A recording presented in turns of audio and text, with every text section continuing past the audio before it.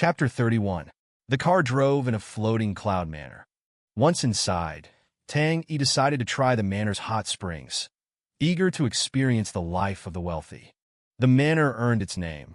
Life within its walls was like living among the clouds, utterly comfortable. Beautiful maids, meticulously crafted landscapes, and even natural hot springs fed by mineral-rich waters were at one's disposal. Legend had it these springs, imbued with the essence of heaven and earth, were more potent than most elixirs. Many dreamt of experiencing them, but due to strict family rules, only the old master of the Song family had ever enjoyed their benefits. Now, both the manor and the springs belonged to Tang Yi. He shed his robe and stepped into the steaming water, letting the natural warmth envelop him. Closing his eyes, he savored the quiet moment. Then his phone, resting on the smooth pebbles beside the spring, rang.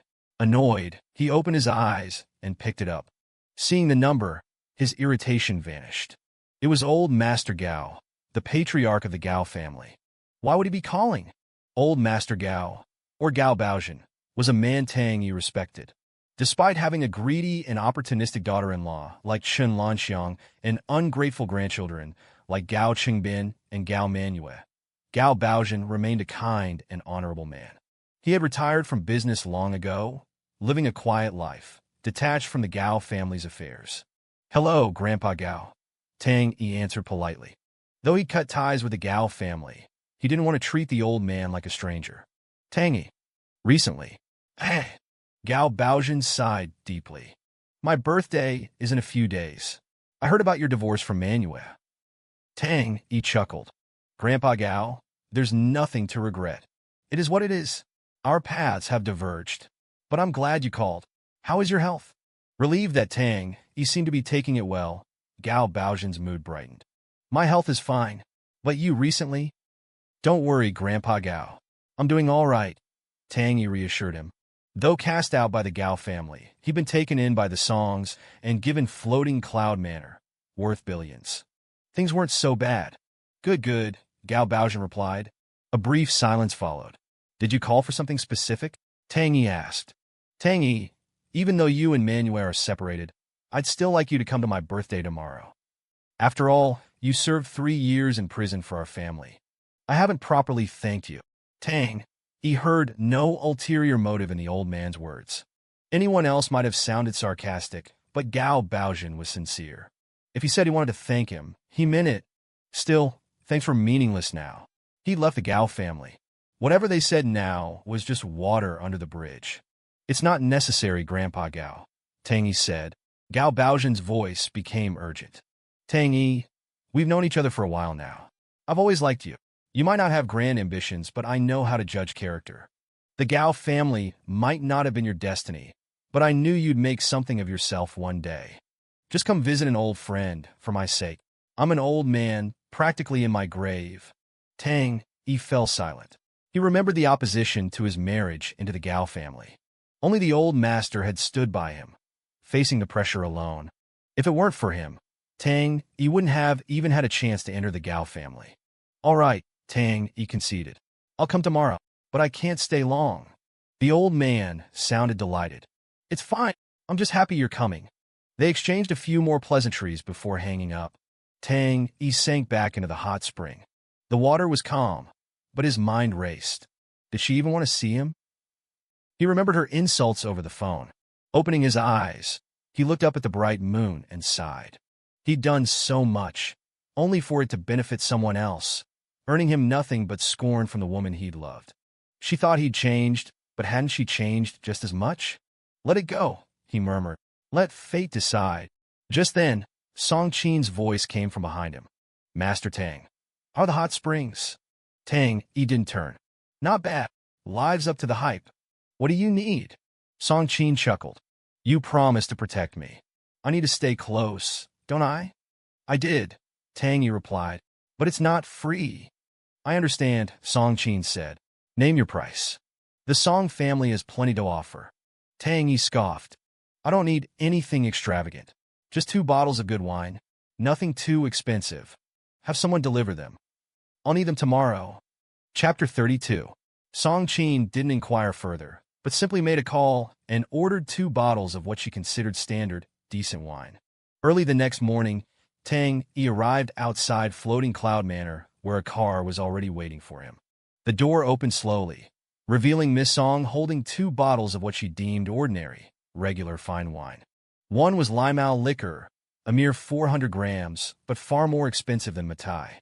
The other bottle was Handy Matai. Extremely rare, only 10 bottles existed. Although this one was only 20 years old, it had fetched nearly 10 million yuan at auction. At that price, it was purely a collector's item, its value only increasing with time. Seeing the 2 bottles, Tang Yi frowned. I said any 2 bottles. Why such extravagant gifts? Song Qin smiled. I couldn't give Master Tang just anything. If you're not satisfied, I can have them bring something even more prestigious. Tang Yi sighed and waved his hand. It's fine.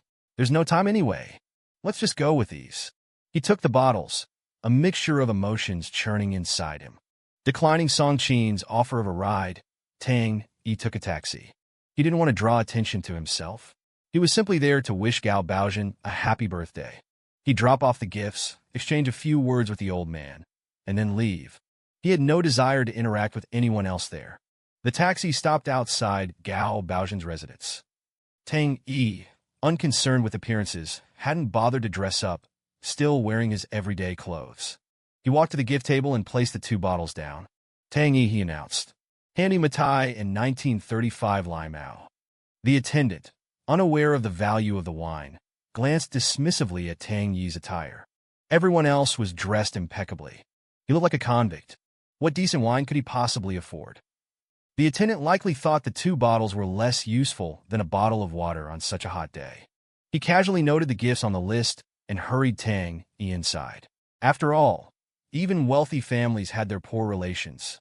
Inside, Gao Baozhen greeted his guests. The Gao family wasn't particularly influential, but the guests were all well off. Connections were valuable.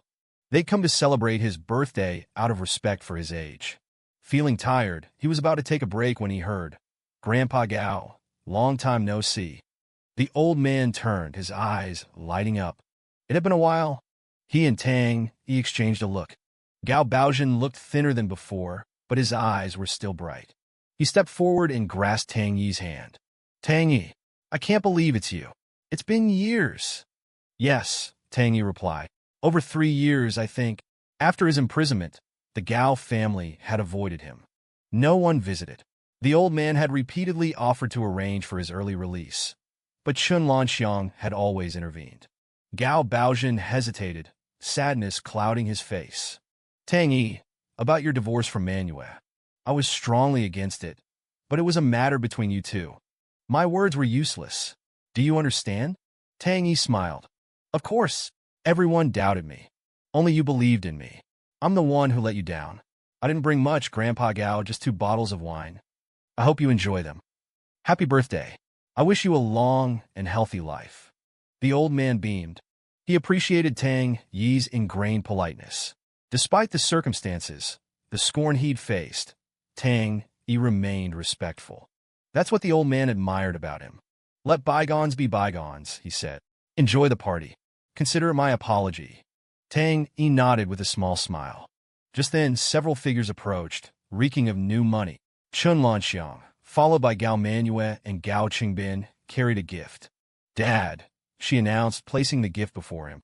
This is for you. A gold chain worth over 100,000 yuan. Even if you don't like it, you have to accept it. Don't reject our filial piety. Gao Baozhen glanced at the jewelry box and sighed. He was over 80, his days numbered. He had no use for a gold chain. It would just end up back in Chun Lanxiang's hands. He despaired of his greedy daughter-in-law. Fine. Just leave it there. Gao Manyue presented her gift. Grandpa, I had a massage chair installed for you. You can use it whenever you're tired in the second-floor study. Gao Baozhen was pleased. At least his granddaughter was thoughtful, unlike her mother. If she were the same, the Gao family would be doomed. All eyes turned to Gao Qingbin, who stood empty-handed. Chapter 33. Grandpa, you know my situation. Gao Qingbin mumbled, embarrassed. Aside from the allowance Gao Manyue gave him, he had no income. The old man sighed but didn't comment. As he was about to invite them to sit down, Chen Lanxiang suddenly noticed Tang Yi. What? Tang Yi, you bastard. You dare show your face at a Gao family event? Get out. Everyone stopped, staring at Tang Yi. The air crackled with tension. Gao Qingbin, enraged, marched up to Tang Yi. You loser. You dare show up here? It's time we settled the score. He balled his fists, his face twisted in a sneer. What are you doing here? Are you planning to ruin our family like you did the songs? I'm warning you, if you try anything, I'll beat you to a pulp. Tang Yi scoffed. He was here to celebrate the old man's birthday, not to get into a fight with a child. He gave Gao Qingbin a dismissive glance and turned to leave. Tang Yi, stop, a voice called out. I have something to ask you. Tang Yi froze. It was Gao Manyue. The previous misunderstanding hadn't been resolved. She was clearly still disappointed, even contemptuous. But he didn't care. They were divorced now. Past misunderstandings were irrelevant. He turned back. Miss Gao, we have nothing to discuss. Her face hardened. We don't? You need to explain why you're here. What's your scheme? Are you planning something against our family? Tang Yi was amused. He glanced at her. Is that really necessary? Are you paranoid? Do you think everyone's out to get you? Chen Lanxiang exploded. You bastard. You dare speak to us like that in our own home? You'll leave here horizontally if you're not careful.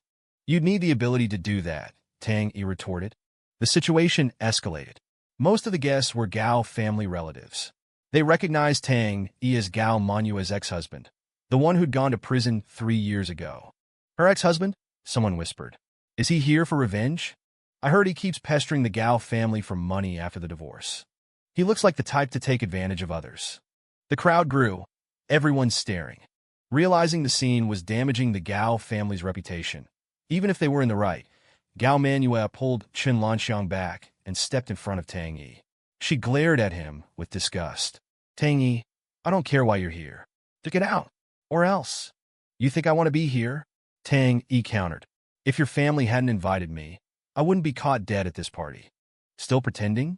Gao Manyue scoffed. Everyone knows we're divorced. Why would my family invite you? Who would invite a liar, a scoundrel, to our family event? Tang Yi shook his head, a bitter smile on his face. Her sharp tone was identical to Chen Lanxiang's. Like mother, like daughter. Whatever he said, she'd just assume he was lying. There was no point in explaining. Just then, a voice boomed from the crowd. I did. The room fell silent. Everyone looked at old Master Gao, standing protectively in front of Tang Yi. I personally invited Tang Yi to my birthday party. If you try to throw him out, you're disrespecting me. Despite his age, the old man's words held weight. The Gao family fell silent. Chen Lanxiang was aghast. Dad, are you crazy? He's our enemy. He nearly bankrupted us. Silence, the old man roared, glaring at her. He knew Tang Yi's character. He'd only ever been the victim, never the perpetrator. He saw through Chen Lanxiang's lies and manipulations. He'd seen her trying to sabotage Tang Yi and Gao Manyue's relationship. I know Tang Yi, he declared. There must be a misunderstanding. But today is my birthday, and I won't tolerate any disturbances. Anyone who says another word can get out. His anger was palpable. No one dared to challenge him, not even Chen Lanxiang. Gao Manyue stepped up to Tang Yi, her voice dripping with disdain.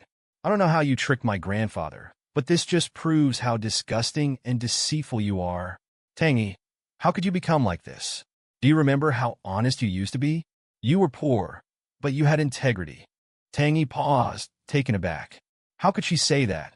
How did I become like this? He retorted. Thanks to your family. What are you trying to say? That I should go back to being a pathetic, spineless lapdog? Gao Manyue, you're delusional. Chapter 34. You. Gao Manyue bit her lip, speechless. Why was this man still so stubborn? He'd nearly ruined the Gao family's relationship with the songs, and now he was causing trouble at Grandpa's birthday party, making him so angry. Didn't he realize how old Grandpa was? What if something happened to him? She went to Gao Baozhen's side. Grandpa, please don't be angry. You don't understand the situation. You don't know what kind of person he is. The old man sighed. Manyue, you were married. Couldn't you have resolved your issues peacefully? I'm older. I see things from a different perspective. There were times I wanted to intervene, but it was your affair. My silence didn't mean I agreed with your decisions. Tang, he did a lot for our family. He served time for Chungbin. Can't you show him some understanding? Gao Qingbin bristled. How could his grandfather embarrass him like this in front of everyone? Grandpa, what do you know? He retorted. Our family treated him so well. He lived off us. Serving a few years for me was nothing. He should be grateful. Shut up, the old man roared, nearly apoplectic. He started coughing violently. Gao Manyue, concerned, helped him sit down and brought him a glass of water. Grandpa, please don't worry. Your health is more important. Gao Baozhen sighed deeply. He wanted to intervene, but he was too old and frail. He waved his hand dismissively. Grandpa Gao, Tang Yi said, it's getting late. I should leave. Despite this little incident, I still wish you a happy birthday.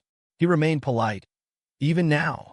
As he turned to go, the old man stopped him. Tang Yi, we finally meet again. Have a drink with me before you leave. Let me apologize. Chun Lanxiang frowned. Dad, are you drunk already? Why are we apologizing to him? You should be apologizing to us. Gao Manyue squeezed her grandfather's hand. Grandpa, you're too old to be drinking. Gao Baozhen was insistent. He waved his hand, instructing Gao Qingbin to fetch a bottle of wine. Gao Qingbin grumbled. Why did he always have to do the dirty work? And for Tang Yi, of all people, he might as well serve a dog. But he didn't dare disobey. He went to fetch the wine. Seeing the old man's persistence, Tang Yi relented. He scanned the selection of mostly expensive wines, then spotted two unassuming bottles in the corner. Handy Matai, he murmured. Never heard of it. Probably cheap. The gift table attendant, seeing the bottle in Gao Qingbin's hand, sneered. That wine was brought by the cheapest guest. I figured it wasn't anything special, so I put it out of the way. Gao Qingbin assumed he meant Tang Yi. It figured. Only a penniless loser like him would bring such cheap wine to a grand birthday party. He brought the two bottles to the table. As he set them down, most of the guests' eyes widened. Is that Handy Matai? I'm not seeing things, am I? No way. That bottle is worth over 10 million yuan. Who brought that? Everyone stared at the two bottles, stunned. Was it really Handy Matai?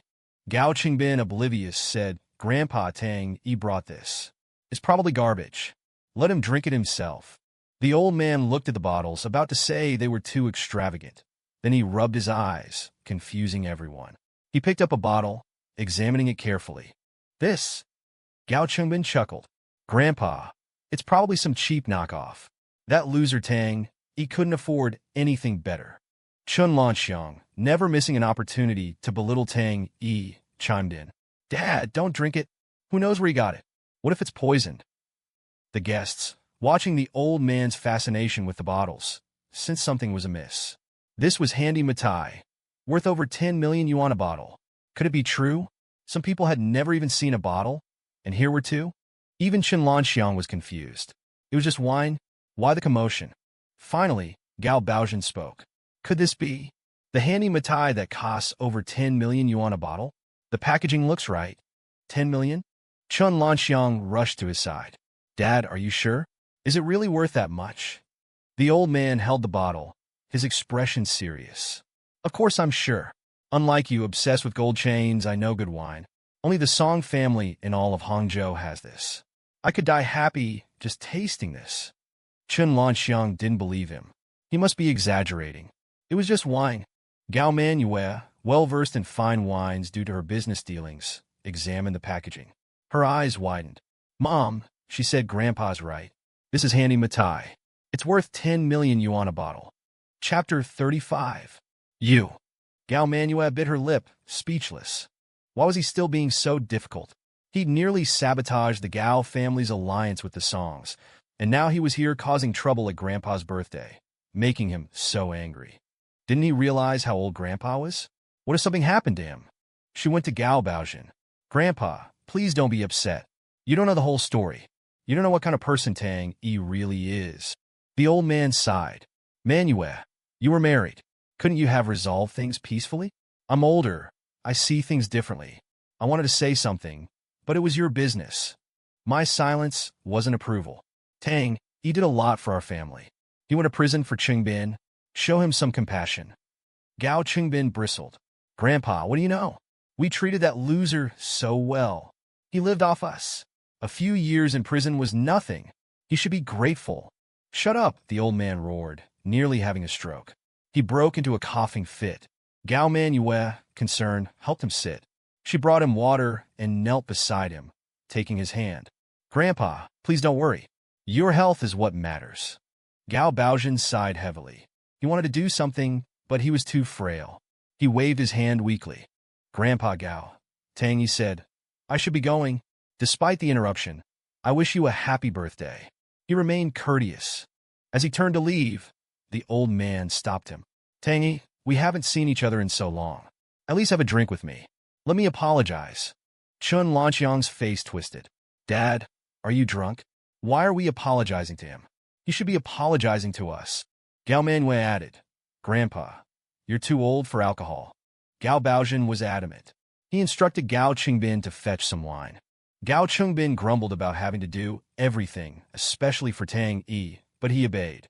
Tang Yi, seeing the old man's insistence, agreed to stay for a drink. He wasn't about to spoil his mood. He scanned the selection of mostly fine wines, then spotted two unremarkable bottles tucked away in a corner. "Handy Matai," he muttered. "Never heard of it. Must be cheap." The gift table attendant, noticing the bottle in Gao Qingbin's hand, sneered. "That was brought by the stingiest guest. I figured it was nothing special, so I hid it." Gao Qingbin figured he meant Tang Yi. Of course, only a penniless loser like him would bring such cheap wine to a grand birthday party. He brought the bottles over. As he set them down, most of the guests gasped. "Is that Handy Matai? No way. It can't be. That's worth over 10 million yuan a bottle. Who brought that?" Everyone stared, stunned.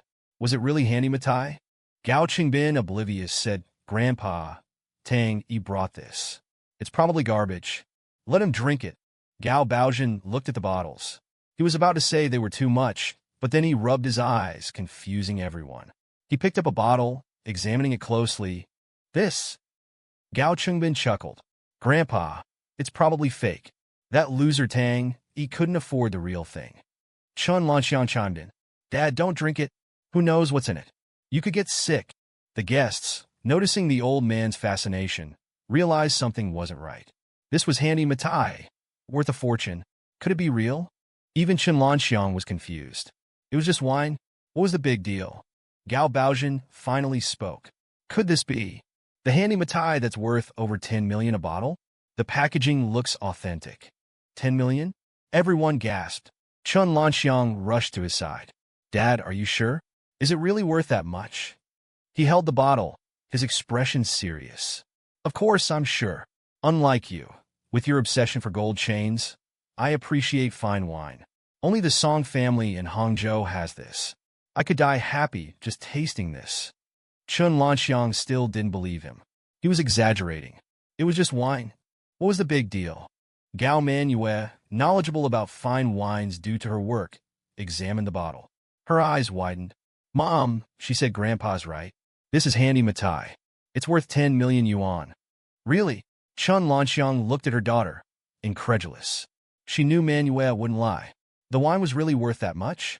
She gasped, taking the bottle from the old man, unable to believe Tang Yi had brought such a gift. She turned to Gao Qingbin. "Son, are you sure you didn't make a mistake? Did Tang Yi really bring this?" Gao Qingbin nodded. He hadn't recognized the label, so he'd assumed it was from Tang Yi. He never imagined it would be so expensive. It was absurd. Something wasn't right. That loser couldn't possibly afford such expensive wine. An idea struck him. This must be a trick. Tang Yi was trying to win back Grandpa's favor by giving him expensive wine, hoping to weasel his way back into the family. And the wine must be fake. Tang Yi knew Grandpa loved good wine, so he'd try to fool him with a counterfeit, since he couldn't afford the real thing. "Tang Yi," he yelled, "you dare bring fake wine to trick Grandpa? You've got some nerve." Fake wine? Everyone was stunned. Who would bring fake wine to such an event? This was Handy Matai, worth a fortune. Most people never even saw it, let alone drank it. Even those present who could afford it wouldn't necessarily drink it.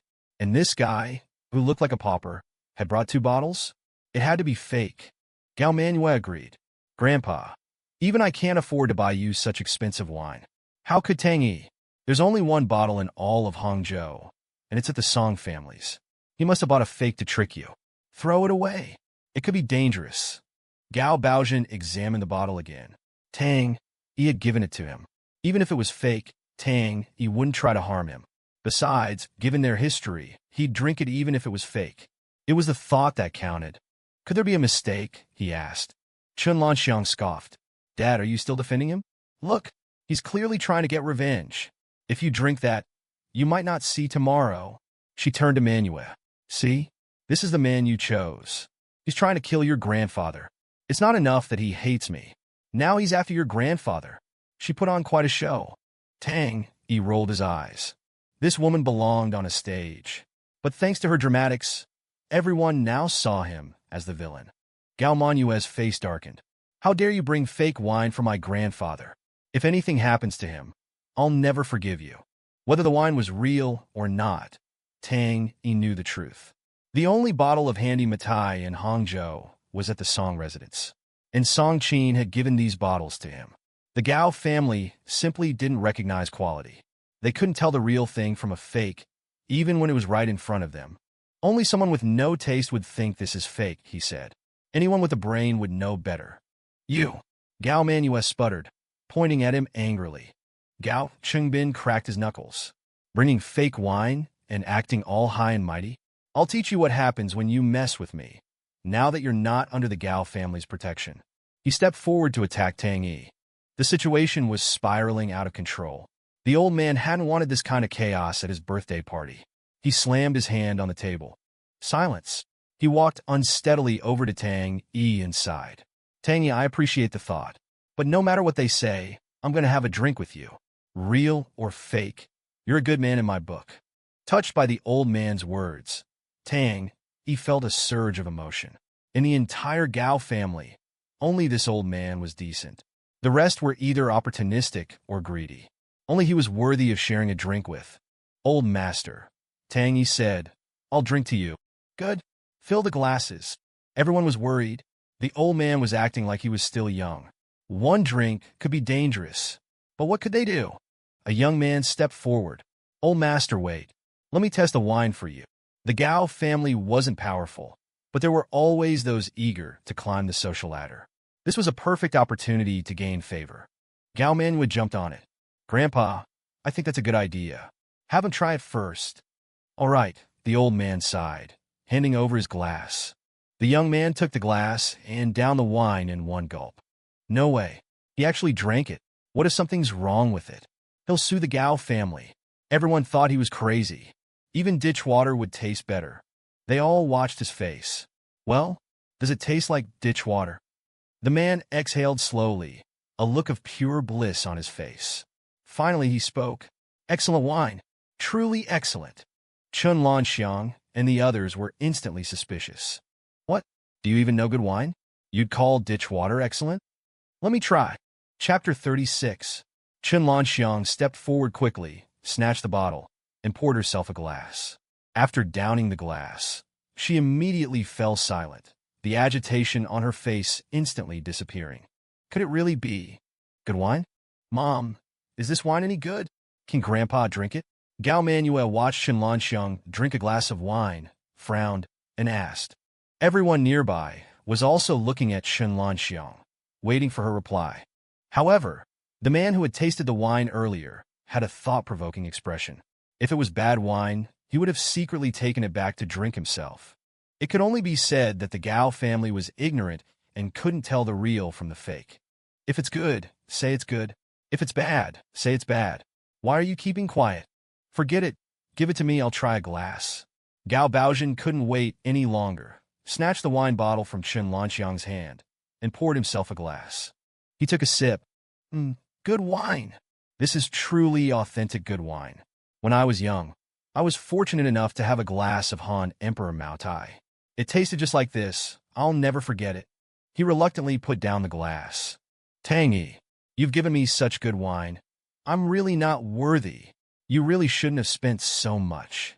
No, Grandpa Gao, you deserve even better. Tang Yi waved his hand, indicating that there was no need to be so polite.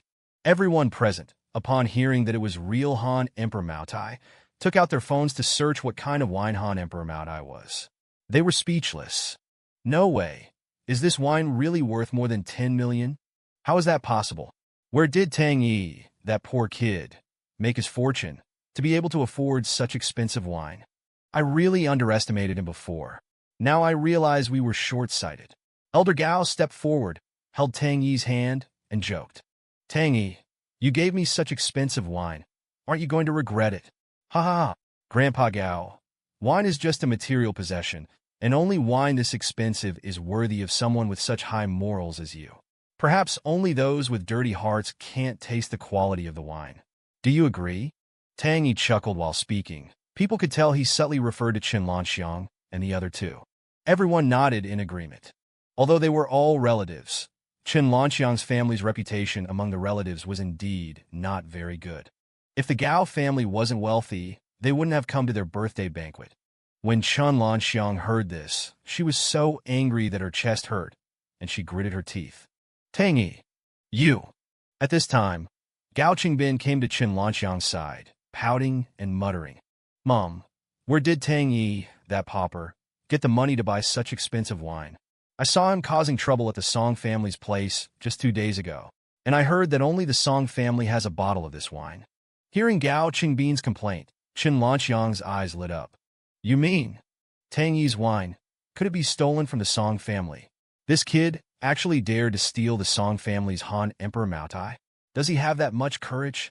Chen Lanxiang looked at Tang Yi, who was chatting and laughing in the crowd, with a shocked expression. For a moment, she was terrified. This guy stole the Song family's wine and gave it to the Gao family for their birthday. If the Song family found out, wouldn't they skin them alive? Tang Yi, that beast. I knew this kid wouldn't be so kind all of a sudden. He was setting a big trap here. Mom, what are you talking about? Gao Manyue turned around and asked with a puzzled look.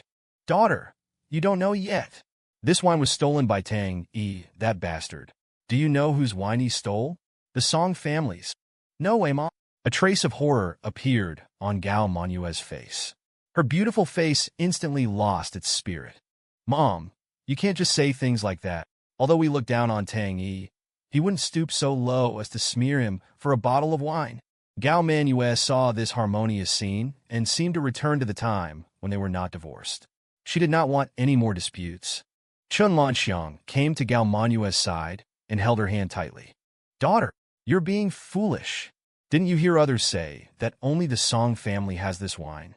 And this kid just happened to cheat the Song family at the banquet 2 days ago. And today, he brings out such expensive wine.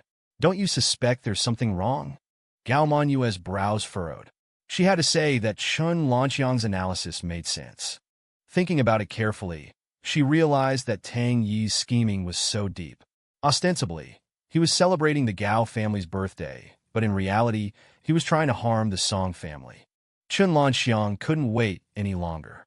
She was afraid that if she didn't expose Tang Yi, the Gao family would face another disaster. Tang Yi, take your wine and get out of the Gao family. You shameless villain, you dare to steal wine and give it to our Gao family. You are a menace. Everyone's eyes turned to the furious Chen Lanxiang. Her roar attracted even more onlookers. What? Stolen wine? No way, so this wine is stolen? It doesn't seem like it. Such good wine? Is it that easy to steal? Gao Baozhen's face changed drastically, and he coughed twice. Can't you stop being so suspicious all day? Tang Yi kindly gave me such expensive wine. How could it be stolen? Dad, how can you not understand? Tang Yi has no job and no income. How could he afford to buy such expensive wine and give it to you? Chen Lanxiang's explanation made everyone nod in agreement. A person with no job, no saving, and no income. Someone who usually has trouble feeding himself. How could he afford such expensive wine? For rich people, it's commonplace. But for Tang Yi, it was a luxury, an extreme luxury. Gao Baozhen looked at the wine in his hand and then at Tang Yi. He couldn't help but feel suspicious. He had been with Gao Manyue for so long and had never given him any good wine. It had only been a few days since their divorce, and he was so generous. I don't care anyway, the wine has already been opened, and I can see that this is a gesture of Tang Yi's goodwill. The rest has nothing to do with me. This Gao Baozhen was really sly. He clearly pointed out that whether the wine was stolen or not had nothing to do with him. Moreover, he pretended to be ignorant, also giving Tang Yi an out. Tang Yi, I believe you. This wine was brought here legitimately. It's just that this wine is too good. I can't drink it all today. I'm going to save it and drink it on my next birthday. Chapter 37. Grandpa, please enjoy yourself, Tang Yi said. It's getting late, and I should leave. Wouldn't want to cause any more gossip. He didn't want to argue about the authenticity of the wine. He just wanted to get out of there. Every second felt like an eternity, especially with Chun Lanqiang's presence grating on his nerves. Very well, Gao Baozhen said. I won't keep you. Safe travels. After bidding farewell to the old man, Tang Yi quickly made his exit. Outside, he spotted Song Qin in a black Mercedes. Her car, always luxurious and eye-catching, stood out among the others. She saw him too and rushed over. Master Tang, she said surprised. I didn't expect to see you at a Gao family event. It was unusual for someone like him to attend such a crowded gathering, especially at the Gao residence. Just visiting an old friend, Tang Yi replied. Is something the matter? Calling Gao Baozhen an old friend wasn't entirely inaccurate. He'd left the Gao family, and his relationship with Gao Baozhen was at best a tenuous friendship. I came to pick you up, Master Tang, Song Qin said. Didn't you promise to protect me? I need to stay close, in case of danger. She said it playfully, but the truth was she simply felt safe around him. Don't worry. After their last attempt failed, they won't try anything so rashly again. Tang Yi reassured her. He started to walk away. Being seen chatting with Miss Song outside the Gao residence wouldn't look good. It was best to leave quickly. Master Tang, let me give you a ride, Song Qin offered, pulling up beside him. Inside the car, Tang Yi noticed a familiar scent. Did you change perfumes? He asked, glancing at her. Song Qin chuckled. No, Master Tang. Why do you care what perfume I wear? Just making sure. It's best not to change things up during sensitive times. Song Qin was touched. Was he concerned about her? Could it be that he was developing feelings for her? No, impossible, she thought. He was just being responsible, fulfilling his promise to protect her, not because he liked her. A man like Master Tang deserved someone as extraordinary as himself. Disappointed, she murmured, I understand. You too. Back at Floating Cloud Manor, Song Qin brewed a pot of 2 million yuan tea and offered a cup to Tang Yi. Master Tang, please try this. It's this year's new tea. It has a delicate sweetness. My grandfather loves it. Tang Yi nodded and took a sip. He wasn't a tea connoisseur. To him, this expensive tea tasted no different from cheap Tiguanyin. Perhaps he simply wasn't meant to appreciate tea. Song Qin poured herself a cup, her long lashes fluttering as she blew gently on the hot liquid. She was 25, and despite her cold, domineering exterior, there was a hint of childlike charm about her. Most men would have been captivated, but Tang Yi, after his divorce, kept his distance from women. He preferred minimal contact. This tea is really good, Master Tang, Song Qin said. I'll ask Grandpa to give you some of his 5 million yuan tea. You'll love it. She set down her cup, waiting for his response. No, thank you. I rarely drink tea, Tang Yi replied, waving his hand dismissively. Oh. Song Qin was disappointed. She kept trying to get closer to him, but he always maintained a firm boundary. Few could penetrate his emotional walls. She took another sip of tea and suddenly felt flushed. Her head spun, and a wave of heat washed over her. Master Tang, I'm so hot. She stood, swaying unsteadily, and collapsed into his arms. Cupping his face in her hands, she gazed at his strong nose and deep-set eyes, giggling softly. So hot, Master Tang. Your neck.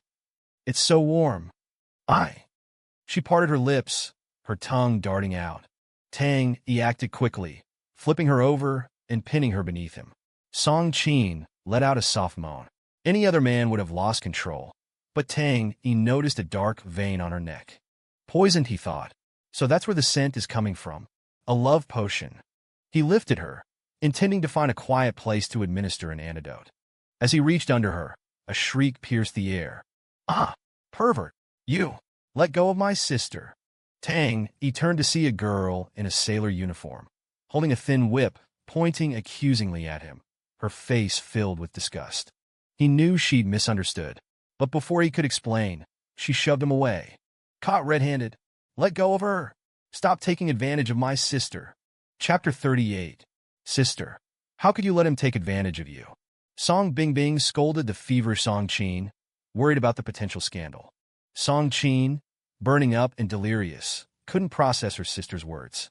Stop fussing, Tang Yi interrupted. Miss Song has been poisoned. We need to administer an antidote quickly. Poison? Song Bingbing was skeptical. Who would dare poison a Song? Then she glanced at the tea on the table and understood. You drugged my sister. You animal. How dare you try something like this? I'll have my men break your legs. She flew into a rage, pointing at Tang Yi. Are you insane? Tang Yi retorted. Your sister's reputation hasn't been ruined by anyone but you. Look at her neck. She has the same poison marks as old Master Song. If we don't act fast, the poison will reach her bones and she'll die. The dark marks on Song Qin's neck were identical to those on her grandfather when he had been poisoned. It was likely a love potion. The poison had been slow-acting on the elderly man, having no effect on his libido, but Song Qin, a young woman in her prime, was far more susceptible. Song Bingbing scoffed. Sure, and you can cure her? Who are you anyway, making these claims? I'm calling the police. You can explain to them. She grabbed her phone, ready to dial 110. Freshly returned from abroad, she hadn't heard about Tang Yi saving the Song family. She had no idea who he was. Bingbing, no. Don't. Song Qin mumbled, tugging weakly at her sister's sleeve. If Bingbing called the police, she was doomed. Sister, this man? He tried to... Even though Song Qin had stopped her, Bingbing's finger hovered over the send button. Bingbing, I trust Master Tang, Song Qin pleaded, her voice strained. Hurry. Help me. Her face was flushed, her body covered in sweat, her breath coming in ragged gasps. Song Bingbing, seeing her sister's distress, reluctantly lowered her phone. She glared at Tang Yi. You can treat her, but don't you dare take advantage of her, or I will call the police. Tang Yi glanced at the girl. She was pretty and sweet-looking, but there was a fierceness in her eyes, unlike her sister. If it weren't for the urgency of the situation, he wouldn't bother with her. He pulled a cloth pouch from his shorts and opened it, revealing a set of silver needles. These were the same needles he'd used to save old Master Song. Hey, what are you doing? Song Bingbing yelled, slapping the needles from his hand. Get your filthy hands off my sister's chest. She glared at him, disgusted. He looked so innocent, but the moment he started treating her sister, he tried to take advantage of her. Who said you could touch her chest? She demanded. Do you have any common sense? Tang Yi retorted. You think acupuncture works through clothes? How did someone as stupid as you end up in the Song family? Song Bingbing's face burned. You called me stupid. Tang Yi ignored her. Time was of the essence. If he didn't act fast, the poison could be fatal. For older people, the poison was slow-acting. But for a young woman like Song Qin, especially one whose desires had been suppressed, it could be deadly within hours. He took out another needle. This time, Song Bingbing didn't stop him as he undid Song Qin's top. She simply watched, her eyes fixed on him. As he exposed her sister's chest, Song Bingbing gasped. They were much larger than her own. So big. So perky. Song Qin always wore loose clothing, hiding her figure. Tang Yi, however, was focused on the task at hand. He inserted the needles with precision, 12 in total, at various points on her body. The poison is contained for now, he said, but it hasn't been completely purged. The needles could only stop its spread, not eliminate it entirely. What? Song Bingbing shrieked. You looked her all over, and now you're telling me you can't cure her? You. She glared at him, furious. He'd taken advantage of her sister. And for nothing. Bingbing. Stop. Song Qin murmured, sitting up and taking her sister's hand. With the poison contained, her mind was clearer. She wouldn't lose control again for now. Sister, are you all right? Song Bingbing asked, relieved. Yes. I feel a little better, but I'm still weak. Thanks to Master Tang. Song Bingbing pouted. Him? Sister, you don't know? He looked you all over. What will people say? Don't be ridiculous, Song Qin said, blushing. She already had a slight fondness for Tang Yi, and her sister's words only made her more self-conscious, especially since she was sitting naked in front of them. Miss Song, Tang Yi said, your flush complexion indicates the poison isn't fully under control. You need to take an antidote, or it will flare up again. The priority was to eliminate the poison completely. Chapter 39. Take this prescription and get the ingredients, Tang Yi instructed Song Bingbing. How dare you order me around? Song Bingbing stamped her foot, wanting to slap him. She was a highly educated, successful businesswoman, the second Miss Song. Being ordered around by this lowlife was infuriating. Bingbing, Song Qin said weakly, please. I'll thank you properly when you return. Only she could reason with her sister. Thank me? Sister, I'm just worried he'll take advantage of you while I'm gone. Song Bingbing retorted, truly afraid Tang Yi would try something. She'd grown up with Song Qin. They were closer than most sisters. Her reputation was important. Don't be silly, Song Qin said, blushing. Master Tang is a good man. I'll be fine. He'll take care of me. She knew Tang Yi wouldn't do anything inappropriate, but her sister's words made her flustered, especially since she was naked. Fine. Song Bingbing glared at Tang Yi. If you touch my sister, you're dead. Then, she took the prescription and left. Silence fell over the room. Song Qin, staring at her exposed chest, felt her heart pounding. This was the first time a man had seen her naked, and it had to be him. Master Tang. She stammered, gratitude and embarrassment warring within her. She didn't know how to face him, unable to even meet his gaze. The poisoning method was simple. Tang Yi said calmly, sitting on the sofa. It was administered through a scent. If I'm not mistaken, they tampered with your perfume. He'd noticed an unusual scent in her car, mixed with her natural fragrance and perfume. Fortunately, the poison, being airborne, wasn't potent. Master Tang, Song Qin asked, worried. Who would do such a thing? Try to frame us? I'm so glad you were here. If it had been anyone else... Their goal wasn't just to frame us, Tang Yi explained. They wanted us to be together, to make it look like a rape and murder so they could benefit. If he hadn't realized what was happening, the consequences would have been disastrous. Who would be so cruel? Song Qin asked, her voice trembling. Tang Yi's eyes narrowed. Whoever benefits most from our disappearance is the culprit. He had a suspect in mind, but he wanted Song Qin to figure it out herself. Benefits most? Song Qin pondered. There were 3 key figures in the Song family. Herself, Song Wampeng, and Old Master Song. But the Old Master was retired, and Wampeng had delegated most of his authority to her. If something happened to her, the Song family would be in chaos, leading to a financial crisis.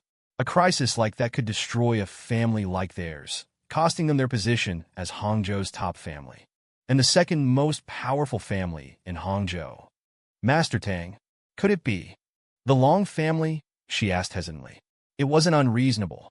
The Longs had always been second best, constantly trying to surpass the Songs, but always failing, often being suppressed by them.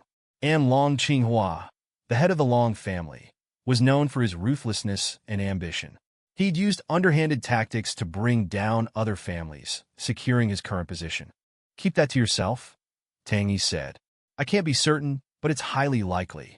They were in the open, while the enemy lurked in the shadows. They couldn't act rashly. Besides, Song Qin was still poisoned. Understood, Master Tang.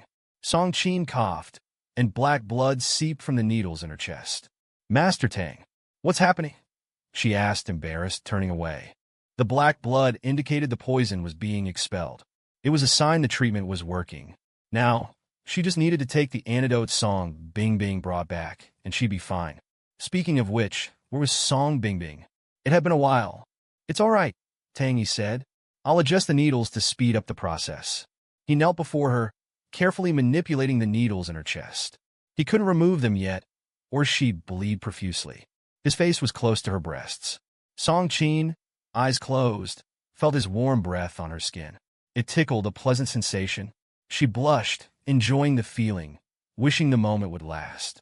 Master Tang, she murmured, still not daring to open her eyes. Are you done? She loved stealing glances at his profile, captivated by his intense gaze. Almost, he replied. These are all connected. I need to adjust the others as well. He wasn't interested in her body. Even though she was beautiful, he saw her only as a patient. That was the mark of a true healer. Oh! Song Qin held her breath, her heart pounding. She peeked at him through her lashes. He was so focused. She was falling for him. If only he were mine. Master Tang? She began, but a scream interrupted her. What are you doing? Chapter 40. Grandpa, please, Tang Yi said. It's getting late. I really should leave. People will start talking. He didn't want to argue about the wine. He just wanted to escape this place. Every second was torture, especially having to endure Chun Lanxiang. Very well, Gao Baozhen said. I won't delay you. Take care. After a quick farewell, Tang Yi hurried outside. He spotted Song Qin in a black Mercedes. Her car, always luxurious, was easily recognizable. She saw him too and rushed over. Master Tang, she said, surprised, I didn't expect to see you at a Gao family event. It was unusual for him to attend such gatherings, especially at the Gao residence. Just visiting an old friend, he replied. Is something the matter? Calling Gao Baozhen an old friend wasn't entirely untrue. He was no longer part of the Gao family, and his relationship with Gao Baozhen was a tenuous friendship at best. I came to pick you up, Master Tang, Song Qin said. You promised to protect me. I need to stay close in case of danger. She smiled faintly, but she really just wanted to be near him. His presence was reassuring. Don't worry. They won't try anything so rash again, not after their last attempt failed. Tang Yi reassured her. He started to leave. Being seen whispering with Miss Song outside the Gao residence wouldn't be good. Let me give you a ride, Master Tang, she insisted, pulling up beside him. Inside the car, he noticed a familiar scent. Did you change perfumes? He asked, glancing at her. No, Master Tang, she chuckled. Why do you care what perfume I wear? Just being cautious. It's best not to change things up during sensitive times. Song Qin felt a flicker of hope. Was he concerned about her? Had he developed feelings for her? She shook her head. Impossible. He was just being responsible, fulfilling his promise to protect her. A man like him deserved someone as extraordinary as himself. Disappointed, she murmured, I understand. You too. Back at Floating Cloud Manor, Song Qin brewed a pot of expensive tea, worth 500,000 yuan. Master Tang, please try this, she said, offering him a cup. It's not as expensive as the tea my grandfather has, but it's still quite good. I hope you like it. She was slightly embarrassed. While not as exorbitant as the 2 million yuan tea, it was still a significant sum. She assumed a man of his talent and hidden power wouldn't be impressed. You're too kind, Miss Song, Tang Yi replied. I'm not much of a tea drinker. I prefer plain water. It's more natural. He was a skilled physician with a unique understanding of medicine. Even the finest tea was just a supplement. He trusted his own body to maintain balance without external aids. Huh, look at you, Qin, wasting such fine tea on someone who can't appreciate it. A man with a cane chuckled, entering the room. He had a round face, a stout build, and narrow eyes. He looked at Tang Yi with disdain. Uncle, you're here, Song Qin said, standing to greet him with a forced smile. You didn't call ahead. This was her third uncle, the one who'd always coveted her position. Chapter 41. Tang Yi sensed trouble. Qin, it's been a while, Song Wanxiong said with a smile. I came to see you about Wen Tao. He's back, and I'd like him to work with you to lighten your load. Song Qin maintained her smile, but inwardly, she was on high alert. She knew exactly what this old fox was up to. Song Wen Tao had been abroad for business training. Now that he was back, Song Wanxiong was eager to insert him into the company to undermine her. But she wouldn't let him succeed so easily. That's thoughtful of you, uncle, she replied. But I'm managing just fine. I don't need any help. If you're determined to give me someone, I believe we have an opening for a receptionist manager. Though that would be a waste of Wen Tao's talents. Song Wanxiong was furious. This sharp-tongued girl, he loved to slap that smirk off her face. Qin, don't be so formal. Your grandfather approved of Wen Tao joining the company. I spoke to him personally. Surely you wouldn't disrespect him. He looked smug. That sly fox. He'd gone behind her back to Grandpa. Knowing Grandpa was unwell and easily swayed, he'd agreed. And Grandpa's word was law in the Song family. Very well, Uncle, Song Qin conceded calmly. I'll meet with Wen Tao when I have time. She thought that would be the end of it, but then Song Wanxiong looked towards the door. Wen Tao, your cousin has agreed. Come in. He hadn't given her a moment to breathe. He'd had Wen Tao waiting outside all along. A young man in a black suit and gold-rimmed glasses entered, looking every bit the arrogant, spoiled rich kid. He didn't greet Song Qin. Instead, his eyes raked over her body. He hadn't seen her in years, and she'd certainly developed. He felt a stirring of lust. Wen Tao, Song Wanxiong prompted. Greet your cousin, Song Qin. If he hadn't intervened, the boy would have stared all day. "Cousin Chin, long time no see," Song Wentao said, his eyes lingering on her chest.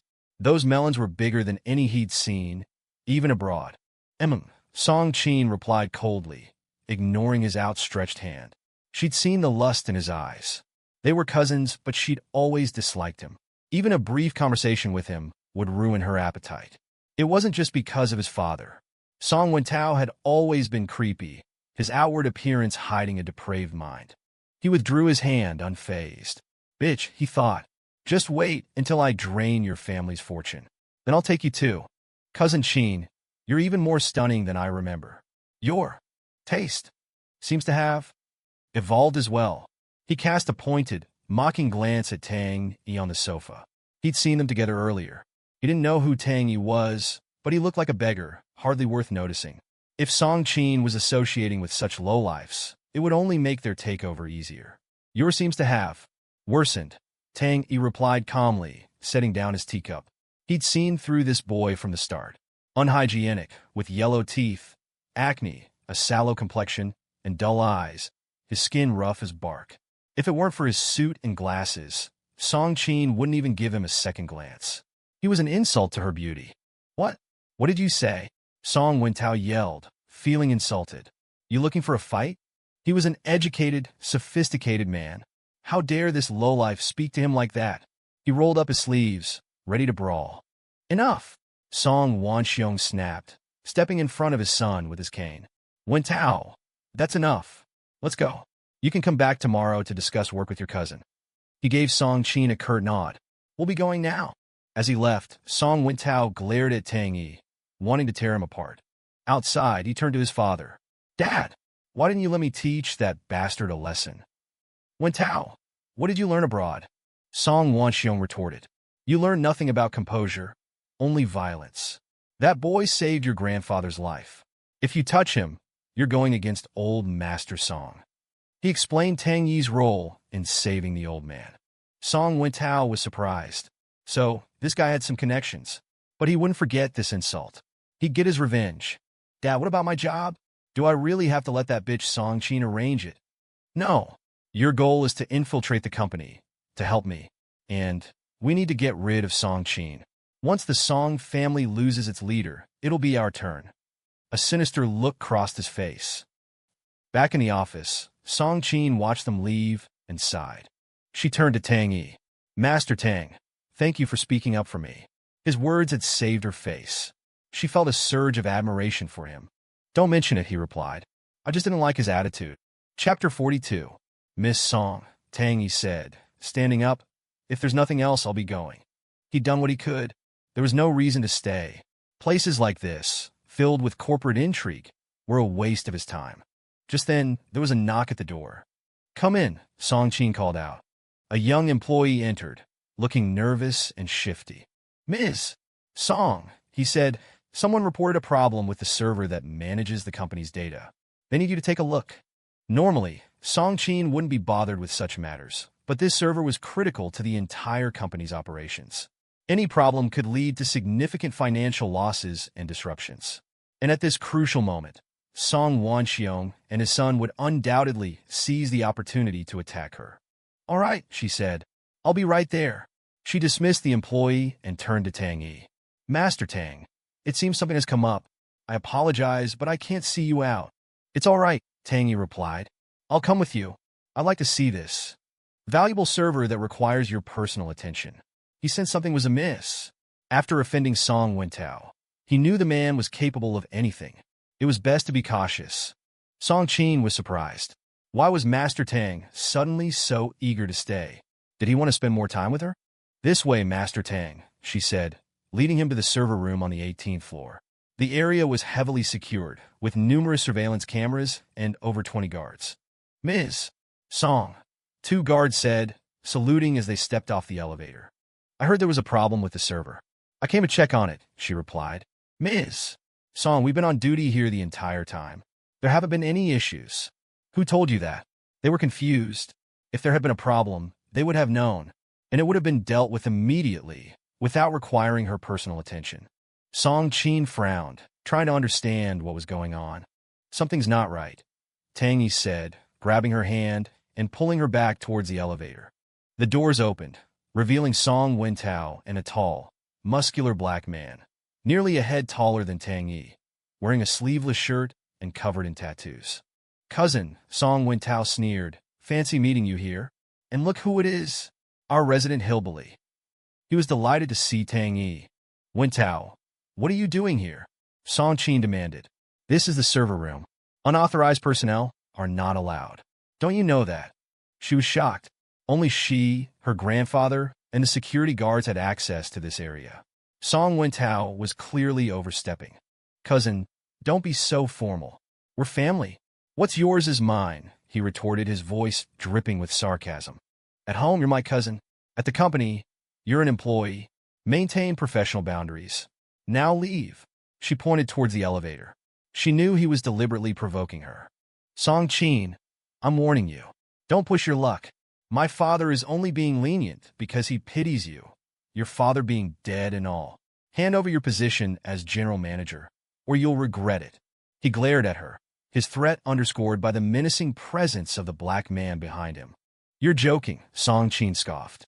"You think I'm afraid of your bodyguard? You could kill me, and I still wouldn't hand over the company to you." She wouldn't let this happen, not even under threat. She'd faced far worse since taking over the company. A single thug didn't scare her. "Sir," one of the guards said to Song Wintao. "Ms. Song doesn't welcome you here. Please leave." Song Wintao sneered. The black man, Bruce, stepped forward and, with surprising ease, lifted the two hefty guards off their feet. "Bruce," Song Wintao said, "show Miss Song what you're capable of. Toss these fools down the stairs." "Okay." Bruce grinned. He casually tossed the guards down the emergency stairwell, then turned his menacing gaze towards Tang Yi. He was next. Tang Yi recognized him instantly. Bruce Wayne, a wanted criminal from the United States, a ruthless killer. "Scared now?" Song Wintao taunted. "Get lost." Seeing they were serious, Song Qin, worried for Tang Yi's safety, said, "Master Tang, you should go." Chapter 43. "Leave." Tang Yi said coldly. "Miss Song, you're being too kind to these thugs. If they lay a finger on you, I'll cripple them." He'd assumed Song Wintao was just a power-hungry schemer, but he hadn't expected him to involve a wanted criminal. A man like Bruce could easily tear a woman like Song Qin apart. Tang Yi couldn't stand for such cruelty, especially towards one's own family. "Huh, Bruce, did you hear that? He wants to cripple us? Go on, rip his tongue out. Teach him a lesson." Song Wintao eagerly anticipated Tang Yi's pleas for mercy. "Okay." Bruce grinned, his white teeth flashing against his dark skin. He understood enough Chinese to grasp Tang Yi's arrogance, and it excited him. He grabbed Tang Yi by the collar, ready to toss him down the stairwell like the guards. "Song Wintao, stop!" Song Qin yelled, trying to intervene, but Bruce simply lifted her up and tossed her aside. To him, she was a doll, easily manipulated. Well, Ms. Song Wintao sneered. "Look at you, all helpless. Doesn't suit you. I'm feeling generous. Let me have you right here, and I'll let you both go." He'd always wanted to get his hands on his cold, aloof cousin. He pushed her head against the wall and started unbuckling his belt. "You'll pay for this," Tang Yi said calmly, grabbing Bruce's arm. "You dare lecture me, you hillbilly?" Song Wintao snarled, his fun interrupted. "Bruce, do it!" Bruce grinned confidently and strained, his muscles bulging, putting all his weight into throwing Tang Yi. But Tang Yi didn't budge. "Bruce, what are you waiting for? Kill him!" Song Wintao yelled, not yet realizing Bruce was using all his strength, while Tang Yi stood unmoved. Bruce stared at Tang Yi bewildered. Why was this small man so heavy, as if he possessed limitless strength? "Warmed up yet?" Tang Yi asked, a chilling smile spreading across his face. The air around him turned icy. He exhaled a white plume of air, his eyes filled with murderous intent. Bruce, terrified, loosened his grip. A cold sweat broke out on his forehead. "Bruce, what are you doing? Why did you stop?" Song Wintao demanded, still oblivious. "Too late for regrets," Tang Yi said, his eyes flashing red. He grabbed Bruce's wrist. Crack! Bruce's wrist snapped, the sound echoing through the hallway, followed by his agonized screams. He collapsed, kneeling before Tang Yi. Even a ruthless killer couldn't withstand the force that had pulverized his bones. In Tang, he had only used a fraction of his strength. His wrist is broken? Song Wintao stammered, his legs turning to jelly. How could this be? You like throwing people, don't you? Tang Yi said, grabbing Bruce by the throat and lifting him effortlessly with one hand. Let's see how you like it. Let me go, please. Bruce begged, his eyes bulging. But it was too late. Bam! Tang Yi slammed Bruce's head against the elevator doors, denting the metal. Bruce's head slumped, motionless. Is he dead? Song Wintao whimpered, his pants soaked. Tang Yi turned towards him, his murderous intent still burning. He wasn't finished yet. Song Wintao was next. Master Tang, I was wrong. Please spare me. I won't do it again. Song Wintao cried, trying to flee, but Tang Yi grabbed him and slammed his head against the wall. Weren't you enjoying yourself a minute ago? Tang Yi sneered. Why the sudden change of heart? Master Tang, please don't kill me. I'll give you money. Anything. Song Wintao sobbed, tears streaming down his face. Tang Yi's hand tightened on his head. He could crush his skull with ease. The arrogant bully was gone, replaced by a whimpering coward. Master Tang, please spare him, Song Qin pleaded, regaining her footing. He's still my cousin. If he dies here, my uncle will know we were involved. Though Song Wintao deserved punishment, she couldn't deny their blood ties. This lesson was enough. He wouldn't bother her again. She assumed Tang Yi would agree, but his grip on Song Wintao's head only tightened, cracks appearing in the wall. Ah! Song Wintao's screams echoed through the hallway. Master Tang, Song Qin said, confused. Quiet, he interrupted. He's your cousin, not mine. I told you he'd pay, and I keep my promises. Bam! He pressed Song Wintao's head into the wall. The screams stopped abruptly. Silence descended. Master Tang, Song Qin whispered, closing her eyes. He was dead. She wouldn't mourn him, but she hadn't realized Tang Yi was more than just a healer. He was a ruthless killer. Chapter 44. Song Wintao's head was embedded in the wall. He was dead. Killing him in her own company would undoubtedly damage its reputation, especially since he was her uncle's son. Master Tang, what do we do now? Song Qin asked, worried. What do you mean? What do we do? Tang Yi replied, wiping the blood from his hands. He's dead. The threat is gone. I don't need to stay here anymore. Master Tang, what are you saying? Song Qin was confused. Isn't it obvious? He said coldly. This has nothing to do with me anymore. I don't need to protect you. You're abandoning me so quickly? She asked, hurt. Tang Yi knew this wasn't a simple matter. Song Wintao wouldn't have been able to hire a wanted criminal like Bruce on his own. There was someone more powerful behind him, someone beyond Song Qin's reach. If she remained involved, she'd be risking her life. She'd been lucky to escape with just a bruised arm. Next time, it could be a bullet. You misunderstand, Miss Song, he said, his expression impassive. Song Qin paused. She knew he wasn't heartless. Is there something between us? Tang Yi asked coldly, his eyes dull, turning to leave. Mr. Tang. Song Qin's eyes welled up. She bit her lip, gathering her courage. She couldn't let him go. She reached out and grabbed his hand. Mr. Tang, please don't leave me. I deal with the company's affairs every day, carrying the weight of the entire Song family on my shoulders. My father's death is still unresolved, and now I'm being targeted. I don't know who to turn to. Please, protect me for a little while longer. She held his hand tightly, unable to read his expression. Perhaps he was disgusted.